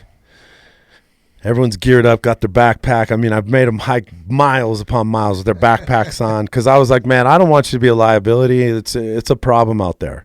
And we had this 50-mile loop planned. And so we were going to do this big loop. And that's a big loop for your first time. Yeah, but fuck them. It's like, if we're going to do it, let's do it. You know what I mean? So we're scouting elk too, and we're scouting elk. So it's like, and you're carrying some of my shit. Carrying shit. And we're going to do some fishing too. And just shut up, So we'll jump in a high mountain lake. It'll be fun. So anyway, we get walking, and you know how it is. Every afternoon it's going to rain. So, of course, you see the clouds just rumbling up and getting ready. It's going to pour like a mother, and it's probably going to lightning, and it's going to be shitty for a second. And then it's going to pass, and then it's going to be nice again. So, I was yelling to everyone, all right, get your rain gear out, So everyone's getting their rain gear out. And it was warm. It was like a July. I think it was July-ish time period. July or August, I can't remember. But everyone's getting at least their raincoat out, okay? And they get their raincoats out and everyone's getting their stuff on. And my one buddy, he's kind of like puzzled. He's looking at his stuff, and he's looking. And I'm like, Eric, what the hell are you doing, bro? And he's like, I don't know, man. He's like, he likes to smoke weed, right? And so he's like, I don't know, man. He's like, I think my jacket or pants. And I was like, what did you just say? And he goes, I go, what the hell are you talking about? So at REI, when you get those the ones that come zipped. Like the frog togs or whatever? Yeah, kind of like those. Yeah. But they come zipped, and then on the outside, it's got a little picture of whether it's a jacket or pants. Right. This dumbass had 2 jackets. He had pants. 2 pairs of pants, and it was pouring. I mean, it's getting ready to pour, And so I was like, dude, I mean, how many times we go through this freaking list, And he's like, well, man, he's like, he's sitting there, and my one buddy's like, dude, I think I got a poncho, like some bullshit poncho. It's basically like a trash bag, And so that dude he had to, and we spent like 5 days out there every afternoon. His little ass had to put on a poncho. And you guys were back already, right? Oh yeah, we were already, we left in the morning. We were already cruising. So anyway, the reason I tell that story is because my buddies still to this day, that's been, I don't know, probably 15 years ago, they still talk about that trip, and they're not big outdoor guys, but we gave them a little taste of what that was, and to see the stars at night. You've never seen stars like that unless you've gone up in the mountains where there's no lights, and you get up that high, you almost feel like you can touch them, and to experience rainstorms every afternoon, and to drink water from those springs, and to jump in a high mountain lake and it just be absolutely freezing but exhilarating, and to catch fish and eat it right there after we're done catching Especially it. native trout and stuff like that. It's so awesome, man. To see elk that you've never seen before just in their own habitat, and the smells and all the stuff, to sleep on the ground for 5 days. And I'll bet you not one of those dudes has forgotten that trip. Never. They still ask me, and when we get together as a group sometimes, that's one of the stories that always comes up, is that trip. So the reason I tell that story is because, based on what you were just asking me, is forever I've kind of threatened with the idea of taking my team to do that, because I've always thought this would be an amazing bonding opportunity, but part of it's going to suck because they're not used to being cold and sleeping on the ground, and walking those type of miles and getting blisters on your feet, and carrying a backpack, and the only thing you can you're gonna find out if you got good boots about a mile good boots, good rain gear, and a good backpack. That's what you really need. And so I've threatened about it personally. I've never outwardly said this to anybody. Well, this year, it's public now. This year, just 2 weeks ago, I said to my team, I said, I don't know why I'm saying this to you guys, but I'm going to do this trip this summer, and I'm inviting all of you if you want to go. And if you want to go, I just need your email address, because I'm going to start sending you a gear list. The good thing about them is they're all in shape. Now, it's different shape to be mountain shape, but the point is they're not starting from where some of my buddies were starting from, or have corporate jobs, and you're lucky if they get out and do shit, So, but anyway, they're in good shape, so that's a plus. Of course, I need to go carry a backpack and put the boots on before we get out there and get entrenched into all that. But when you ask, hey, how does it parlay into some of the outdoor stuff? They don't know it because it's scary, and they don't know it, and no one's ever introduced them to that. And some of them are actually going to hate it when we go do it, and they're going to hate probably 3/4 of it. But when they get back and they think back on it a week later, 7 years later, they're going to find a lot of joy from that, because they're going to be just like my buddies, and that's a moment forever etched in your mind, because there's something really special out there that you can't explain until you go do that. And all your listeners that follow your podcast and are outdoor people and enjoy, what God's given us here, they know what that feels like, because they go out and do that. But for a group that doesn't do that, for me, it's really scary, to be honest with you, because I'm like, you guys complain enough. Now you're going to be bitching at me about this. But when I look at that, I'm like, There's nothing more than I love seeing one of my friends or somebody lose it in the middle of the woods. Agreed. You know what I mean? And it'll happen. It's going to happen. It's happened to me, right? Like, yeah, of course. Of course.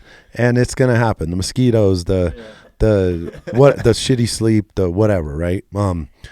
But one of the reasons I've said this to my kids, I've said them, especially because I travel so much, is I would always tell them, especially when they were younger, is when you get sad and you get lonely and you whatever, go out and look at the stars, because I'm looking at the same stars you're looking at, and that came and that can bring us together. That's cool. And that thought came to my head because of the time I've spent out in the wilderness and just looking at those stars.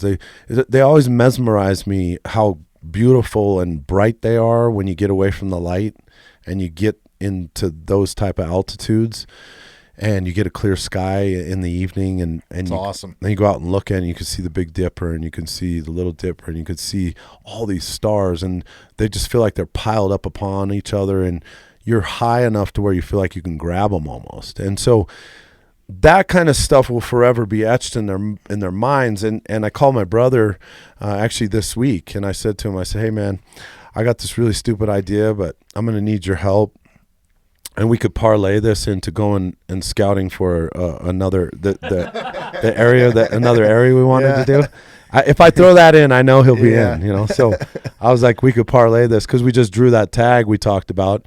And so you got another waiting period. We got some waiting period, and one of the areas that we had been hunting previous to drawing this tag was really good for a while, and it's kind of tapered off a little bit. And so anyway, we've been threatening to go look at a different spot. And so I said, we could kill two birds with one stone, but I'm really going to need your help, because I'm thinking about taking a bunch of my team that wants to go, and not all of them want to go, but the ones that do.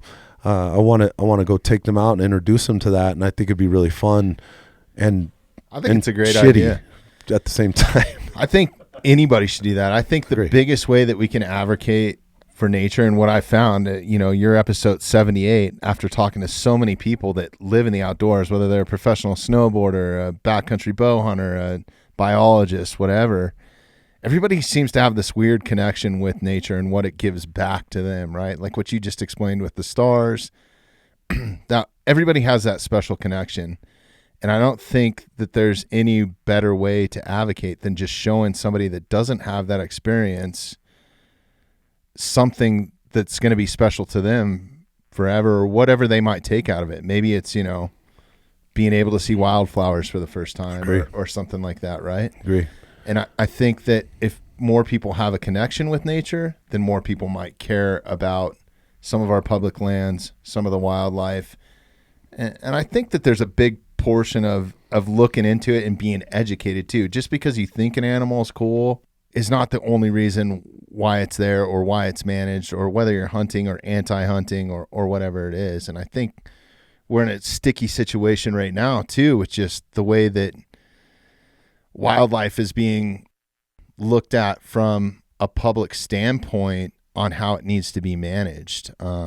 We're starting to take that out of the biologist's hands. Like, it just happened this month. I don't know if you heard what's going on with the mountain lion hunting ban. Well, they're trying to hunt or ban all hunting on any sort of predatory cat. So yeah, that's smart. That's lynx, mountain lions, bobcat, and this is in the state of Colorado. So I think remember the state of Colorado voted wolves too. Yeah, it's like, okay, it's crazy. It's frustrating.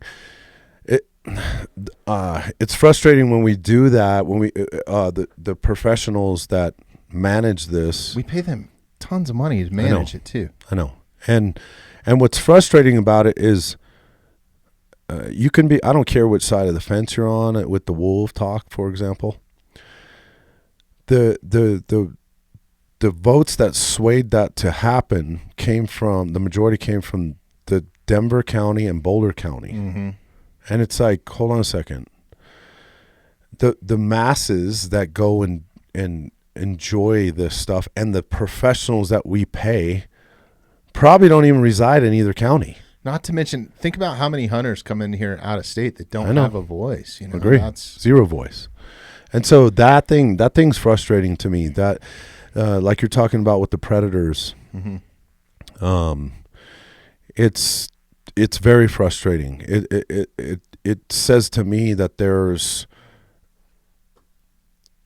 that the understanding of how this works is not completely understood, because there has to be control amongst our population. We have to be able to manage that. And real quick, while I'm thinking about Jeremy, I think that you're looking for the Senate bill right now, probably, right? It's Senate bill. I think it's 2231 or something like that. You might have to look it up, but there is something that you can do, and you can call these senators that are proposing this right now. We can't vote on it, but the next step will be, for it to go to a vote. They're bringing it to the Senate right now. Mm-hmm. So you can email them, you can call them. No matter what side of the fence you're on, I don't care. Mm-hmm. But at least your voice should be heard on what you believe. And I think before you make those decisions just because you think something's a cool animal, I think that you should really look into the biological facts of it. And I urge anybody, and look at other states where this has happened. I mean, California is a prime example. They just banned, I think it was predatory cats 5 years ago or something like that. Jeremy, you might have to fact check. And now they have a major problem. It's huge. It's They're a major attacking little problem. kids. I know. So yeah. And the bear, people are always so sensitive about the bears. Washington State, I think, just banned bear hunting. I know. Yeah. And No, this is the thing that got me. Is this? Oh, you sent me this, didn't? Oh, I love Nature's Metal. Shout out, by the way. Yeah, but watch. Just now, imagine that's your herd. You're a rancher, right. And for anybody that's just listening, we're watching a pack of wolves chase an elk herd, basically down an embankment into an opening, and I think they get one here at the end, don't they? There it goes. Or right a couple. there. Right at the top. I mean, I get it. So watch. Boom, one, and then there you go. Not a chance. I mean, they are systematic. This is what they do, And it's not the wolf's fault, by the way. Of course not. Of course not. Yeah. We spent, I don't know if you followed this at all, Mark, but before that ballot initiative came up, we spent 3 episodes. I went and talked to Perry Will on the Western Slope. He's 45 years, family friend, been in Colorado Division of Wildlife. Best dude. Incredible. Fucking awesome. Incredible human dude. Yeah. Then we had, and I tried to get the opposing side in. We had a senator come in. We had, who else did we talk to, Jeremy? Drawing a blank. Who was the last one? Ted. We had Ted, yep. And then there was one more that I did. No, it was Perry, Ted, and... or was it only 2? No. We were out with Perry. Okay. But anyways, we talked to all these people, and, Senator Ted, what's Ted's last name? Fuck, I'm drawing blanks. Anyways, he brought up a really good point during this. He was like, all the facts, everything aside, is it fair to the wolf? You're taking them out of a place where they have no human interaction. You're dropping them into a state that has tons, 7 million people in it. There's going to be some sort of conflict. They got highways to cross. It's not going to be what they were used to. For sure. So how is it fair to them? And I was listening also to... Denny Barron, yeah. I was listening to a wildlife biologist speak about the ungulates in the sense of their education regarding predators. And when it comes to wolves, of course, the way they hunt is different than what elk and deer and the bighorn and whatever species you're talking about. It takes multiple generations for them to figure out that, this is how we evade this. And so the deterioration of those animals and herd can happen fairly quickly. And it's not that I have a loss of faith in that we can't manage this, but at the end of the day, the wolf does what it's supposed to do. It's supposed to go out there, be a predator, feed itself and its family, and that's what it does. And so, and it changes a lot of things in the woods too. That's the other thing, is it as a person navigating the woods, that changes some things in the sense of how you do that. You go to grizzly country, that's a different navigation. Yeah. You go into where there's wolf packs, that's a different navigation. And so it changes that stuff too for us as well. I mean, isn't that an adaptation for us as well? Because we haven't had to deal with that. I haven't had to deal with that my whole life. And That's so one of the best parts about the state is you don't have to worry about those. I mean, the occasional mountain lion, but it's few and far between. But from a predatory sense, there's no real danger here. I mean, it's a 1 in a million shot. I want to know why what I don't completely understand, and this is my fault, I haven't educated myself enough on this, is on the other side, what was the purpose of saying yes? When you spoke to the people on the other side, what was their purpose of saying yes? Get the other side to come on. Oh. They wouldn't agree to come on, and that was part of my issue is I was trying to give it a fair chance, right? And the only answers I saw online was they were here before us, so they deserve it. Right. Which the wolves, to be clear, the wolves that they're repopulating are not the wolves that they're not the same. That species is extinct. Agree. They're bringing in a much larger predator. But it's easy to say that when your life doesn't depend on livestock, ranching, farming. It's easy to say, well, they were here before us, so. But I had a rancher email me and said, okay, let's repopulate wolves, but let's do it at Red Rocks Amphitheater. Yeah, Red Rocks, and then see how that's what I said. I was like, dude, no one's going to enjoy that if you dropped them off in the city. Yeah. And then you're like, oh, shit, there goes your dog, there goes your kid, there, you know. And I think that we've already, I mean, they haven't even started repopulating wolves. We already have wolves here that have migrated in from Wyoming, and I think we just lost a dog this last month.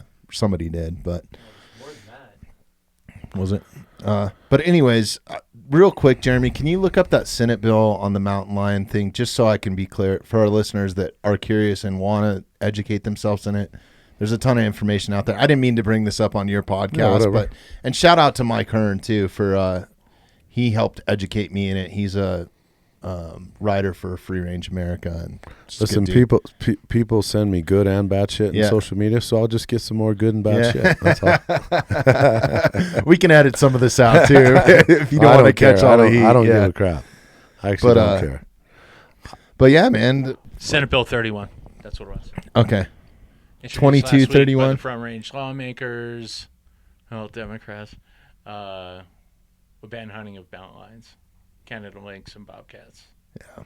Well, lynx is already on the endangered species list, so they're not doing anything from the Front Range, there. that's crazy. I wouldn't expect that.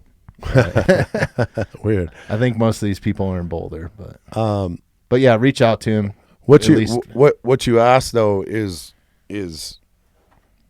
I think really cool, because if you get to take somebody out there that's never experienced any of this before, you get to go float down a river and fly fish, or you get to go into the woods, and it's always fun anytime you see an experience through beginner eyes, because you forget what that. You don't forget, but it's been a while since, if you're not a beginner at that, it's been a while since you've seen it through that light, and so it's fun to go see those kind of things through beginner eyes, and that's one of the reasons why I look forward to doing that this summer, because there's going to be a lot of beginner eyes in there, and they're going to look at it and they're going to hate me a little bit about it, but they're also going to enjoy it, and a lot of their joy I don't think is going to come immediate. It's going to come later. It's going to come when you're warm and you're having a nice dinner in your home and you're sleeping on your bed. Right. That you enjoy those comforts, and that's it's just like you said. How many years have you been elk hunting, and you were up there, this past year, had an awesome experience, and you're sitting there questioning yourself like, why the fuck am I doing this? It happens to me all the time. I know. Yeah. But every year I go back because I remember all the good shit and forget all the bad stuff, and and I'm like, oh yeah, that's why. But to experience that stuff is cool. It's fun. Mm-hmm. It's fun to see. And then it's also, if I took, those, my team of people that want to go, if I took them and 5 of them went and experienced the mountains again and got the confidence to go on a trail or become a sportsman, or just even enjoy hiking. Sure. That's a big deal. I think that's part of what keeps the special place we have, what it keeps it keeps it alive. And so to go introduce that kind of stuff it is cool. And the majority of them will never go back. My buddies have never gone back and done that by themselves. They ask me every year, will we do that again, do that again, do that again? Right, but they won't go on their own, huh? No, because it's, they're not familiar with it, and I understand. But if you get a couple that are like, okay, but I know my buddies have gone camping more. They've gone and done more things outside after that. They didn't go do a 50-mile loop in 5 days. Yeah, and you don't But have to you don't have to do that. You don't can have to drive to a camp spot and Agree. have an awesome experience. Great experience. And so even just that piece is really cool to see and be a small influence in that. And so, or even if you're not on that level to go on a backpacking trip or anything like that, just go through a national park, man. Like, yeah, they're fucking incredible. I know, They're there awesome. for a reason, man. Like, It's awesome. Yeah. So you guys have, is Black Rifle a sponsor? They are. Yeah, great company. Yeah, they've been awesome for us, not only on the guest side, but just as people. Yeah, I've had nothing but good experiences with them. It's crazy that we've kind of fallen into this veteran-owned business space where we've had, I think it kind of started with some of my former friends from the entertainment industry that ran the security side were former operators or SEALs or whatever. So I had a few of them on, and then it just snowballed from there. I had Black Rifle reach out to me, and they're big in the outdoors too, and helping promote that. That Free Range America publication that they're putting out is amazing. A lot of really good awareness stuff in that. But we've been so lucky, man. I've had 2-star generals sitting here from the 160 SOAR, which if you don't know who they are, they're the special operations of the rotary wing or helicopter units that take SEALs to, or Green Berets or whoever, the operators, to whatever they're going to do. So when they're going to raid a house or get a bad guy, they're the guys giving them a ride. Right. So we have that commanding general come in. We've had, and he's retired now and does this amazing thing for Special Operations Warrior Foundation, I think, and just helping families of fallen soldiers, making sure that their kids are going to get an education and have all the stuff that they need once they're passed, because the ultimate sacrifice, right? The name of your podcast, I don't think it's weird that it would lend to that being part of your audience. And I'm passionate about that too. Like I can't thank the men and women that support and put their lives on the line for this country. Agree. Every day, so my brother-in-law actually went to the Air Force Academy, and he's been a pilot in the Air Force for a long time, and awesome. he is and has done a lot of the special operations stuff like what you're talking about. Mm-hmm. He never tells me any of that shit because he's scared, and he's like, I don't want to tell you, and I talk shit to him all the time, and tell me, dude. I'm like, bro, just freaking tell me. He's like, no, So anyway, he's actually getting ready to transition out. He's going to become a commercial pilot. Oh, okay. And he's been in that and done that. My sister is married to him, and I see the sacrifice that they have to make. That's close to my heart. Those are my nephews and my niece and my sister, and obviously he's my brother-in-law. And so I see that, he's given, and they have given up a lot for him to be able to do that kind of duty and create those, opportunities and go defend our country and all the things that he's done. So I've seen that close to home, and it's pretty cool. It's pretty cool to see. It's absolutely admirable and remarkable that pretty selfless. Yeah, that we have people out there that continue to do that, and that's a cool thing. It's something that, I see you have some of these coins on your table here. I'm assuming those probably came from some of the. Yeah, so these are from guests that we've had in. So this was actually from General Hotmacher, and this is the foundation that he runs. I have a bunch more of these at home. Nice. I'm going to show you some cool shit after the podcast too. But I have a bunch of these challenge coins from doing, like, when I was working in entertainment. One of the things that I would do when I wasn't out touring with a band is I would go and work for these energy drink companies doing sporting events, and they were big on supporting military as well. So when I was out with Monster Energy, we would do a bunch of stuff with the SEALs. So I got to go to a SEAL demonstration in Virginia Beach. I did the 50 or 60 year anniversary of the Air Force, where we did a tour on every base and built this awesome structure. But we were going on these bases while they were still active. So I have like an Air Force One challenge coin. I'm scared to bring them in here because I'm like, there's a couple things, like if somebody broke in here and robbed everything, right, I have it insured. It's not a big deal. But like some of the stuff, like these stone tools that Donnie Dust made us, I can't get those back, dude. And those coins, that's not something I can. I actually made a challenge coin for the gym. No shit. Yeah, I'll give you guys one. Really? Yeah. It's an honor, man. Our team has one, and again, I don't have a military background. I wasn't in police or fire. I'm not a fireman. My brother's a fireman. One of my coaches is a Denver policeman, and then of course I, like my brother-in-law is in military. So I kind of touched base with them, and I said, hey, if I made this, is this disrespectful? Or can I do that just like you do it, like in the brotherhood? I've been thinking about getting one made for the podcast, just because we've had so many people on. Yep. And I've asked that same question. And everybody's like, you should absolutely do it. Like, they all encouraged me to do it. And the best part about these is you can't fucking buy them. No. You know what I mean? Like you get that because somebody cares about you, honestly, or cares about what you're doing for sure, more than. And all the guys carry them, we carry them just like the same rules apply as it does in the military, police, or firemen, whatever. And, they carry them with pride. And like at our annual awards party we just had a couple weeks ago, we gave some new ones out to some of the fighters that have earned some. And it's that small brotherhood piece that it's just a token that's showing that you're part of that and you've earned that, or there's a respect there of why you got that. And we'd love to give you one. I'll get one of those for you guys. You'll be They're really our first cool. one to give you ours once we get them made. So okay, that'd be awesome. Yeah, dude. On one side we have a Cape Buffalo. Oh, sick. So, it's cool.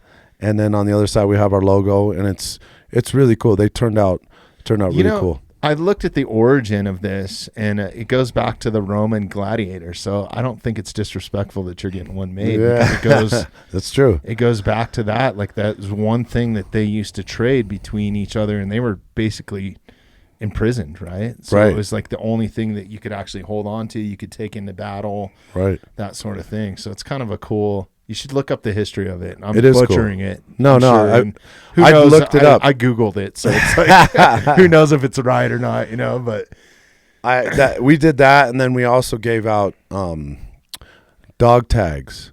So I had some dog tags made, and we gave them out. And sometimes you'll see when the guys go out, any televised fight, when the guys go out, if they have dog tags, they wear them out. And then they give them to the coaches as they go to enter the cage. And so, again, I asked my military buddies and said, man, is this disrespectful if I do that? Because I have so much respect for you guys, and I'm not trying to, disrespect your culture. And so, and all the people I've at least talked to, I'm sure some people will send me messages and say you're an asshole. But all the people I've talked to were like, no, man, that's awesome. Do that. And it's of course, part of that camaraderie, I think, too, right? And building that culture, I think, is it's cool. Yeah. And that was part of my research when I was telling you with SEAL Team 6. SEAL Team 6 has the all black. Yeah. And we made ours all black because I feel like I have an elite group of people that we share life with and fight with. And so, awesome. It was cool. We did that. And again, that's so part of the culture. To that No Hero book. Yeah. I was reading this part, and he's getting ready to they did the spin up to go do all the training to go raid Osama's house. They knew where he was at. The command gave him 2 days off to go home and be with their families or whatever before it happened. And I don't want to spoil this for anybody, but this is a spoiler alert. But anyways, he's doing his normal shit, living in suburbia, taking out his trash, and he sees his neighbor.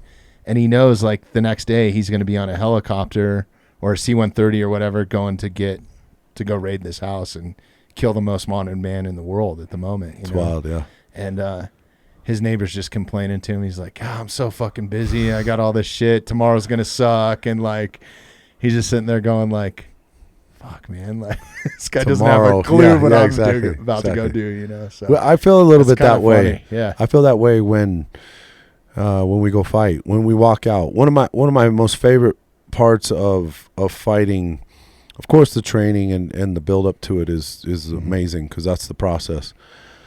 But when you get to do the walkout, it's been a little tough because of the no crowd thing with COVID and all that. But it doesn't matter, even without a crowd. That walk from the back to the cage is one of my most favorite times in the fight, or before the fight, I should say, because it's like you said, you know, yesterday I was talking to my neighbor, grabbing the trash cans from the street, and he was talking about life and work, and we were bitching and complaining or you know, sharing our joys or whatever. And that next day, you know, we're sitting, or a couple days later, we're sitting there in you know, the only thing past fighting is to go do what the military does, really, right? Is go defend our country like they do. And the primal thing of what you're getting ready to do, like you brought up the gladiators and that kind of thing, that there's no replacement for that feeling when you're sitting there and you have fear and excitement and the crowd is booing you and cheering for you, and you're looking at each other, and you know all the work you've done up to this point, and you know you can see the dream is just a walk away, you know, and to go capture it is right there, and to go capture a moment.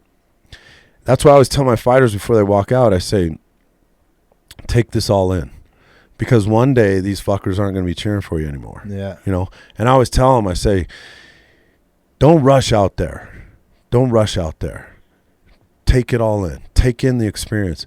When Anthony Smith fought recently, there's a video on social media, probably on the UFC's page, but on Instagram, I believe. But when we fought in Florida this past year, that was the first crowd back, full crowd, sold out crowd back. Banger too, man. Since COVID had happened. And I've been all over the world where we've gone to the home country of you know, the guy we're going to fight in the main event. Right. And those are crazy loud, and some of the most electric times, as you would know, coming from the entertainment industry. You know, when you we get just those talked cheers. about this on a podcast a little while ago, and that was my favorite part of my gig in the rock and roll industry, was when I had met that stage manager role, and it was like, okay, go get the band from the dressing room. Okay, guys, you're on in 5 or whatever, and then you walk them to the stage, because every venue is different, right? Sure. So you're going down, you leave a completely silent dressing room, really. I mean, there might be some laughs or banter going on, right? Exactly. And you start walking down those concrete hallways, and then, you know, you cue the house lights once you get to a certain point when, you know, you're about, you know, 60 seconds from the stage or whatever, and I would time it before I walk the band.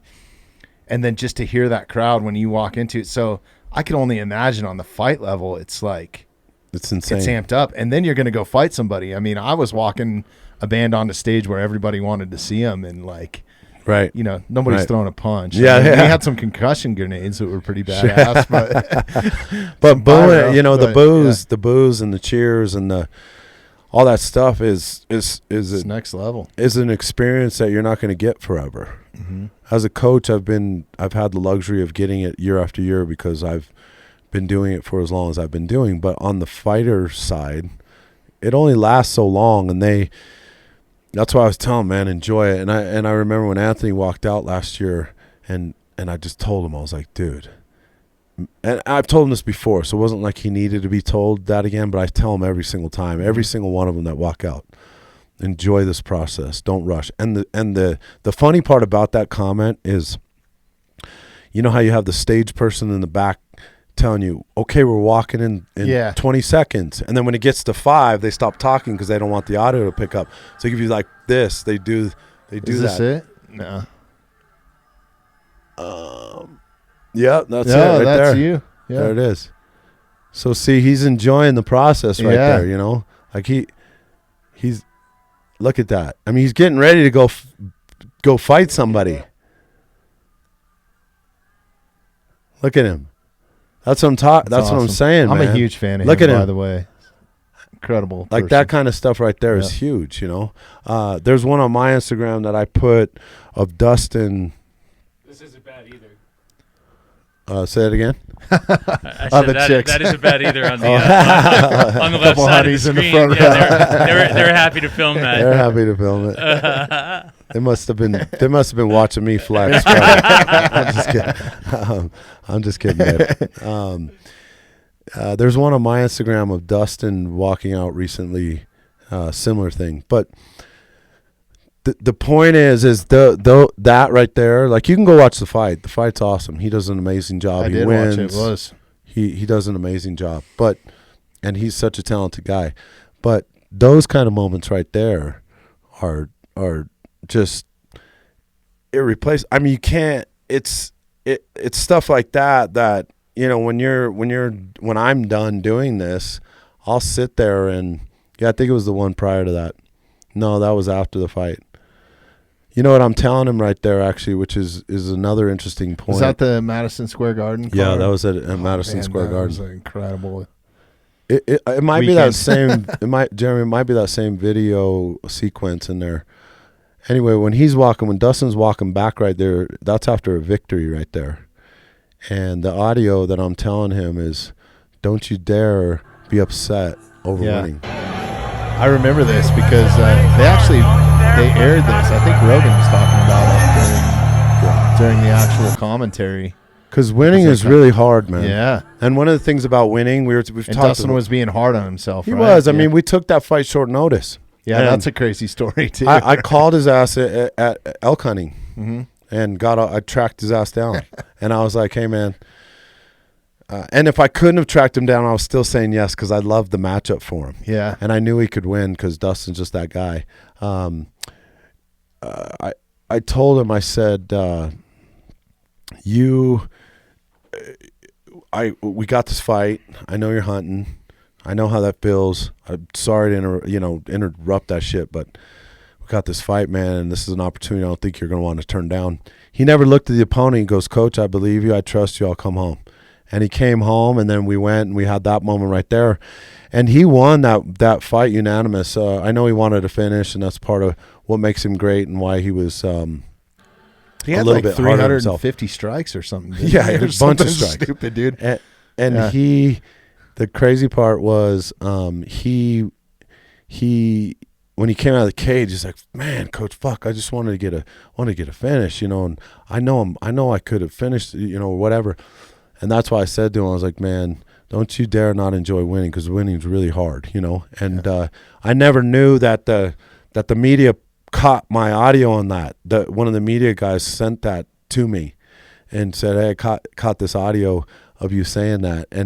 But that was just a real moment right there where, that's awesome. You know, we're coming out of the cage with a victory, and we've talked a lot about failure, but on the winning side, there's a lot to be learned on winning because, like I just said, winning is really hard. And sometimes when you start winning a bunch in life or you win in the cage a bunch, you start taking for granted that winning's happening. And that's actually easier to do than you think. And you start thinking about like, I just win all the time. That's what I do. That's what I do. That's what I do. And you don't actually enjoy the moment of winning. Right. Because after that night, no one gives a shit anymore. The way MMA works is on Tuesday, Wednesday of the next week, they start talking about the next weekend coming or that weekend goes coming. For a loss too, right? Like, same. Yeah.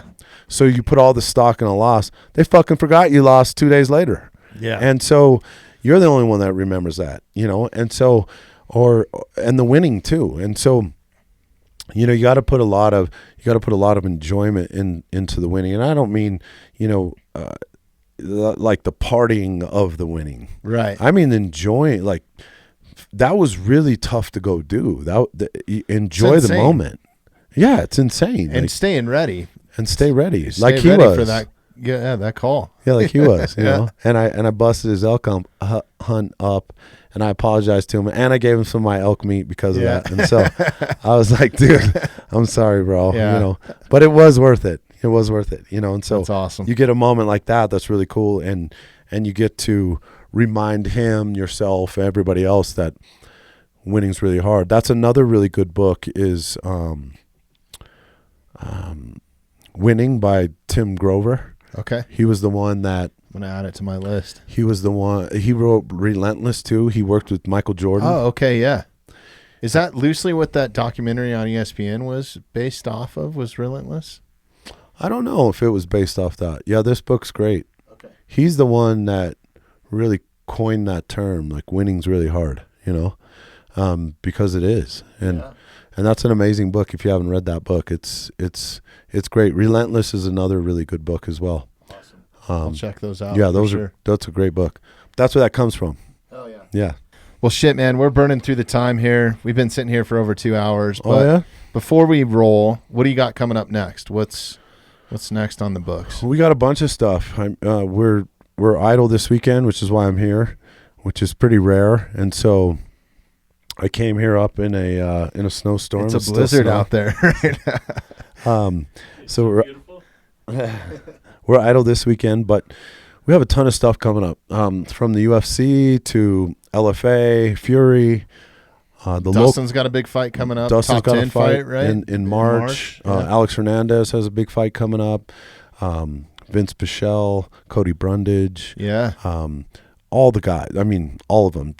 They all have big fights coming, whether they're amateurs or they're UFC vets, or newcomers. They all have big stuff coming up. But almost every weekend, you're gonna see one of the Factory X guys out there, whether it's on the regional level like LFA or Fury. I love it because I feel like I'm vested in it then, because you're my buddy. So yeah, it's I love like, it too. It's like, we appreciate the support too. Yeah. Because we don't always get only support. We get the hate too. So when you're good I try to only support. when you're good at what you do, they don't always want to see you continue to be successful. It's funny. I always let people know about it, but I never build up the wins and I never play up the losses either. It's just sure. I don't know how to handle that, but hopefully I'm doing it right. No, we appreciate it. We love the support. It's a pleasure being back on here. You guys are killing it, man. Keep doing great stuff. I look forward to seeing the new digs here soon. Yeah, man. We'll have this one ready for you the next time you come back. So. I know. Hopefully it's not 2 years, right? Exactly. Before we jump off, what's the best place to follow you guys if people want to know what's going on with all your fight? I mean, you have what? I think there's probably at least 15 fighters that are in the UFC, right? Under you right now? Yeah, we have, I think it's 17. Okay. And not to mention, you guys train your everyday, you train kids, your everyday Joe, so anybody can come in off the street and if we have listeners here in the metro area, we're right there in Inglewood, right off of Santa Fe and between Bellevue and Union on the west side right there. And we have programs for anybody, adults and kids. So you don't have to be a professional fighter to come train there. Actually, we have a ton of amazing students that we get to train and kids that we continue to get to grow and build, and we have that. And then of course we have our pro and amateur fight team, and it's been really cool to be a part of that. And any of the stuff on social media, Coach Marc Montoya's you can find me on social media with that handle, and then Factory X has its own as well. And so any of that stuff you can get on there, and if you want to have some interaction there, Instagram for me is the best. I don't get on Twitter; it's really mean. It's the mean stepbrother. We kind of pay attention to it occasionally, but other than that, it's just like I don't even read anything on there, honestly. I took Joe Rogan's advice. He said just post and go, and that's what I do. Right. I used to read some of the stuff and it hurt my feelings. Yeah, and I'd be like, damn, that's pretty mean. Yeah. The YouTube comments are the worst. Yeah, bro. YouTube's pretty bad. Don't read any of those. I made the mistake like one time. I was like, I want to see what these fucks are saying. No. Well, it used to send me email notifications like every time I got a comment. Yeah. And I had to turn that shit off, dude. I was like, what the fuck is this? Like, I got to figure out. I had to That'll ruin your day. Yeah. That'll ruin your day. But most, to be honest with you, most of everything we get is really Ours supportive. is too. It is. It's probably supportive. 80% at least, right? Isn't it funny that you pay attention to the small percentage and You're right. not the big? I mean, we all do it, but it's So Coach Marc Montoya, FactoryXMuayThai, you can find any of that stuff there. We really appreciate the support, and it's just a pleasure getting to speak about my life. It goes both ways, man. You've been here since the beginning, so I appreciate your support too. Of course, man. You guys, like I said, you're killing it. I mean, you didn't have sponsors on the table last time I came. No, dude, here. it was just you, me, and a box of like Clorox wipes, and Jeremy was in a completely separate room, right? Exactly. He wasn't even in the same room. We were like in a fucking closet. I know, dude. I love it. Whatever. Yeah, Whatever. but it was cool. We did some amazing episodes in there, and people never tripped out about it, like being in a closet recording, basically. Yeah, that's awesome. It's nice to have some actual space and like.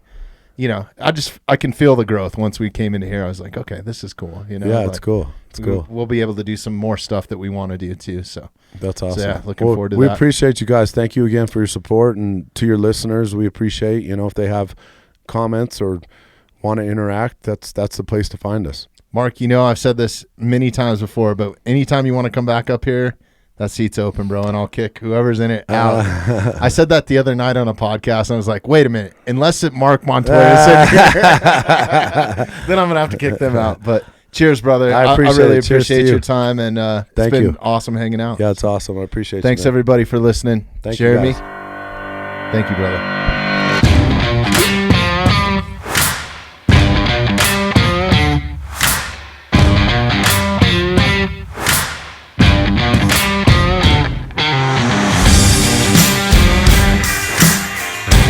Listening to the Mountainside Podcast. If you haven't had a chance to do this already, please take a moment, follow, like, subscribe, or rate on whatever platform you catch the Mountainside Podcast at. Also, if you'd like some more information on upcoming episodes, safety tips, access to all of our affiliates, and all the badass discounts that we get here at the Mountainside Podcast, check out themountainsidepodcast.com.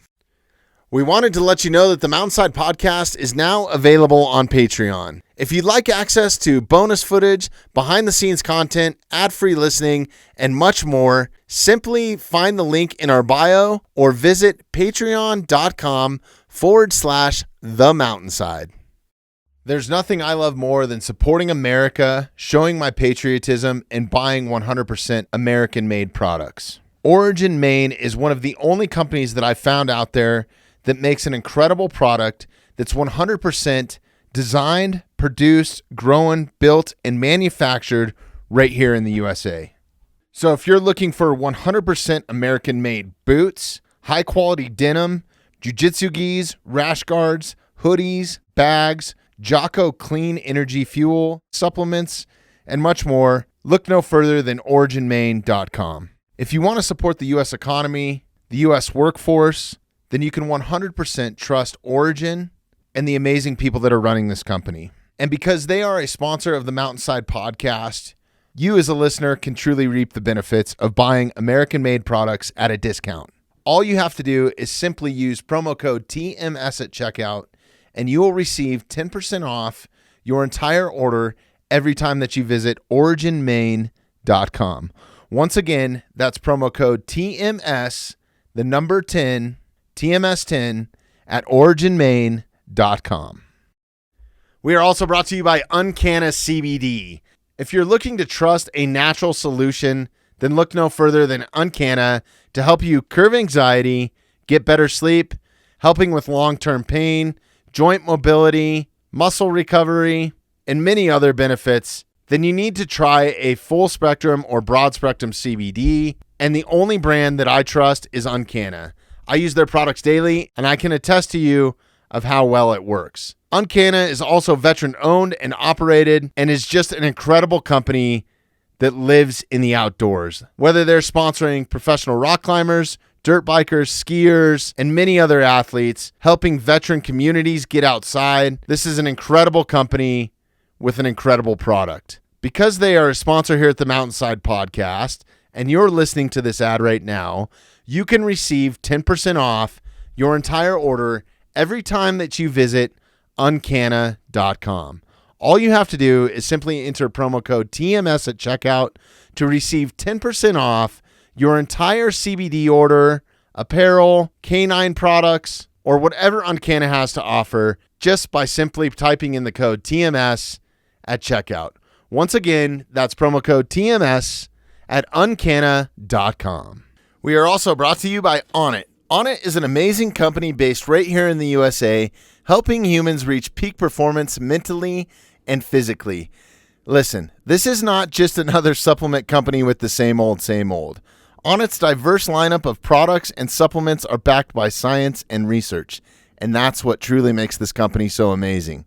Onnit offers supplements to help sports performance, energy levels, your mood, sleep, brain function, focus, immune system, digestive health, and that's not all. Onnit also has amazing fitness programs, equipment, apparel, and you can now save 10% on all of it.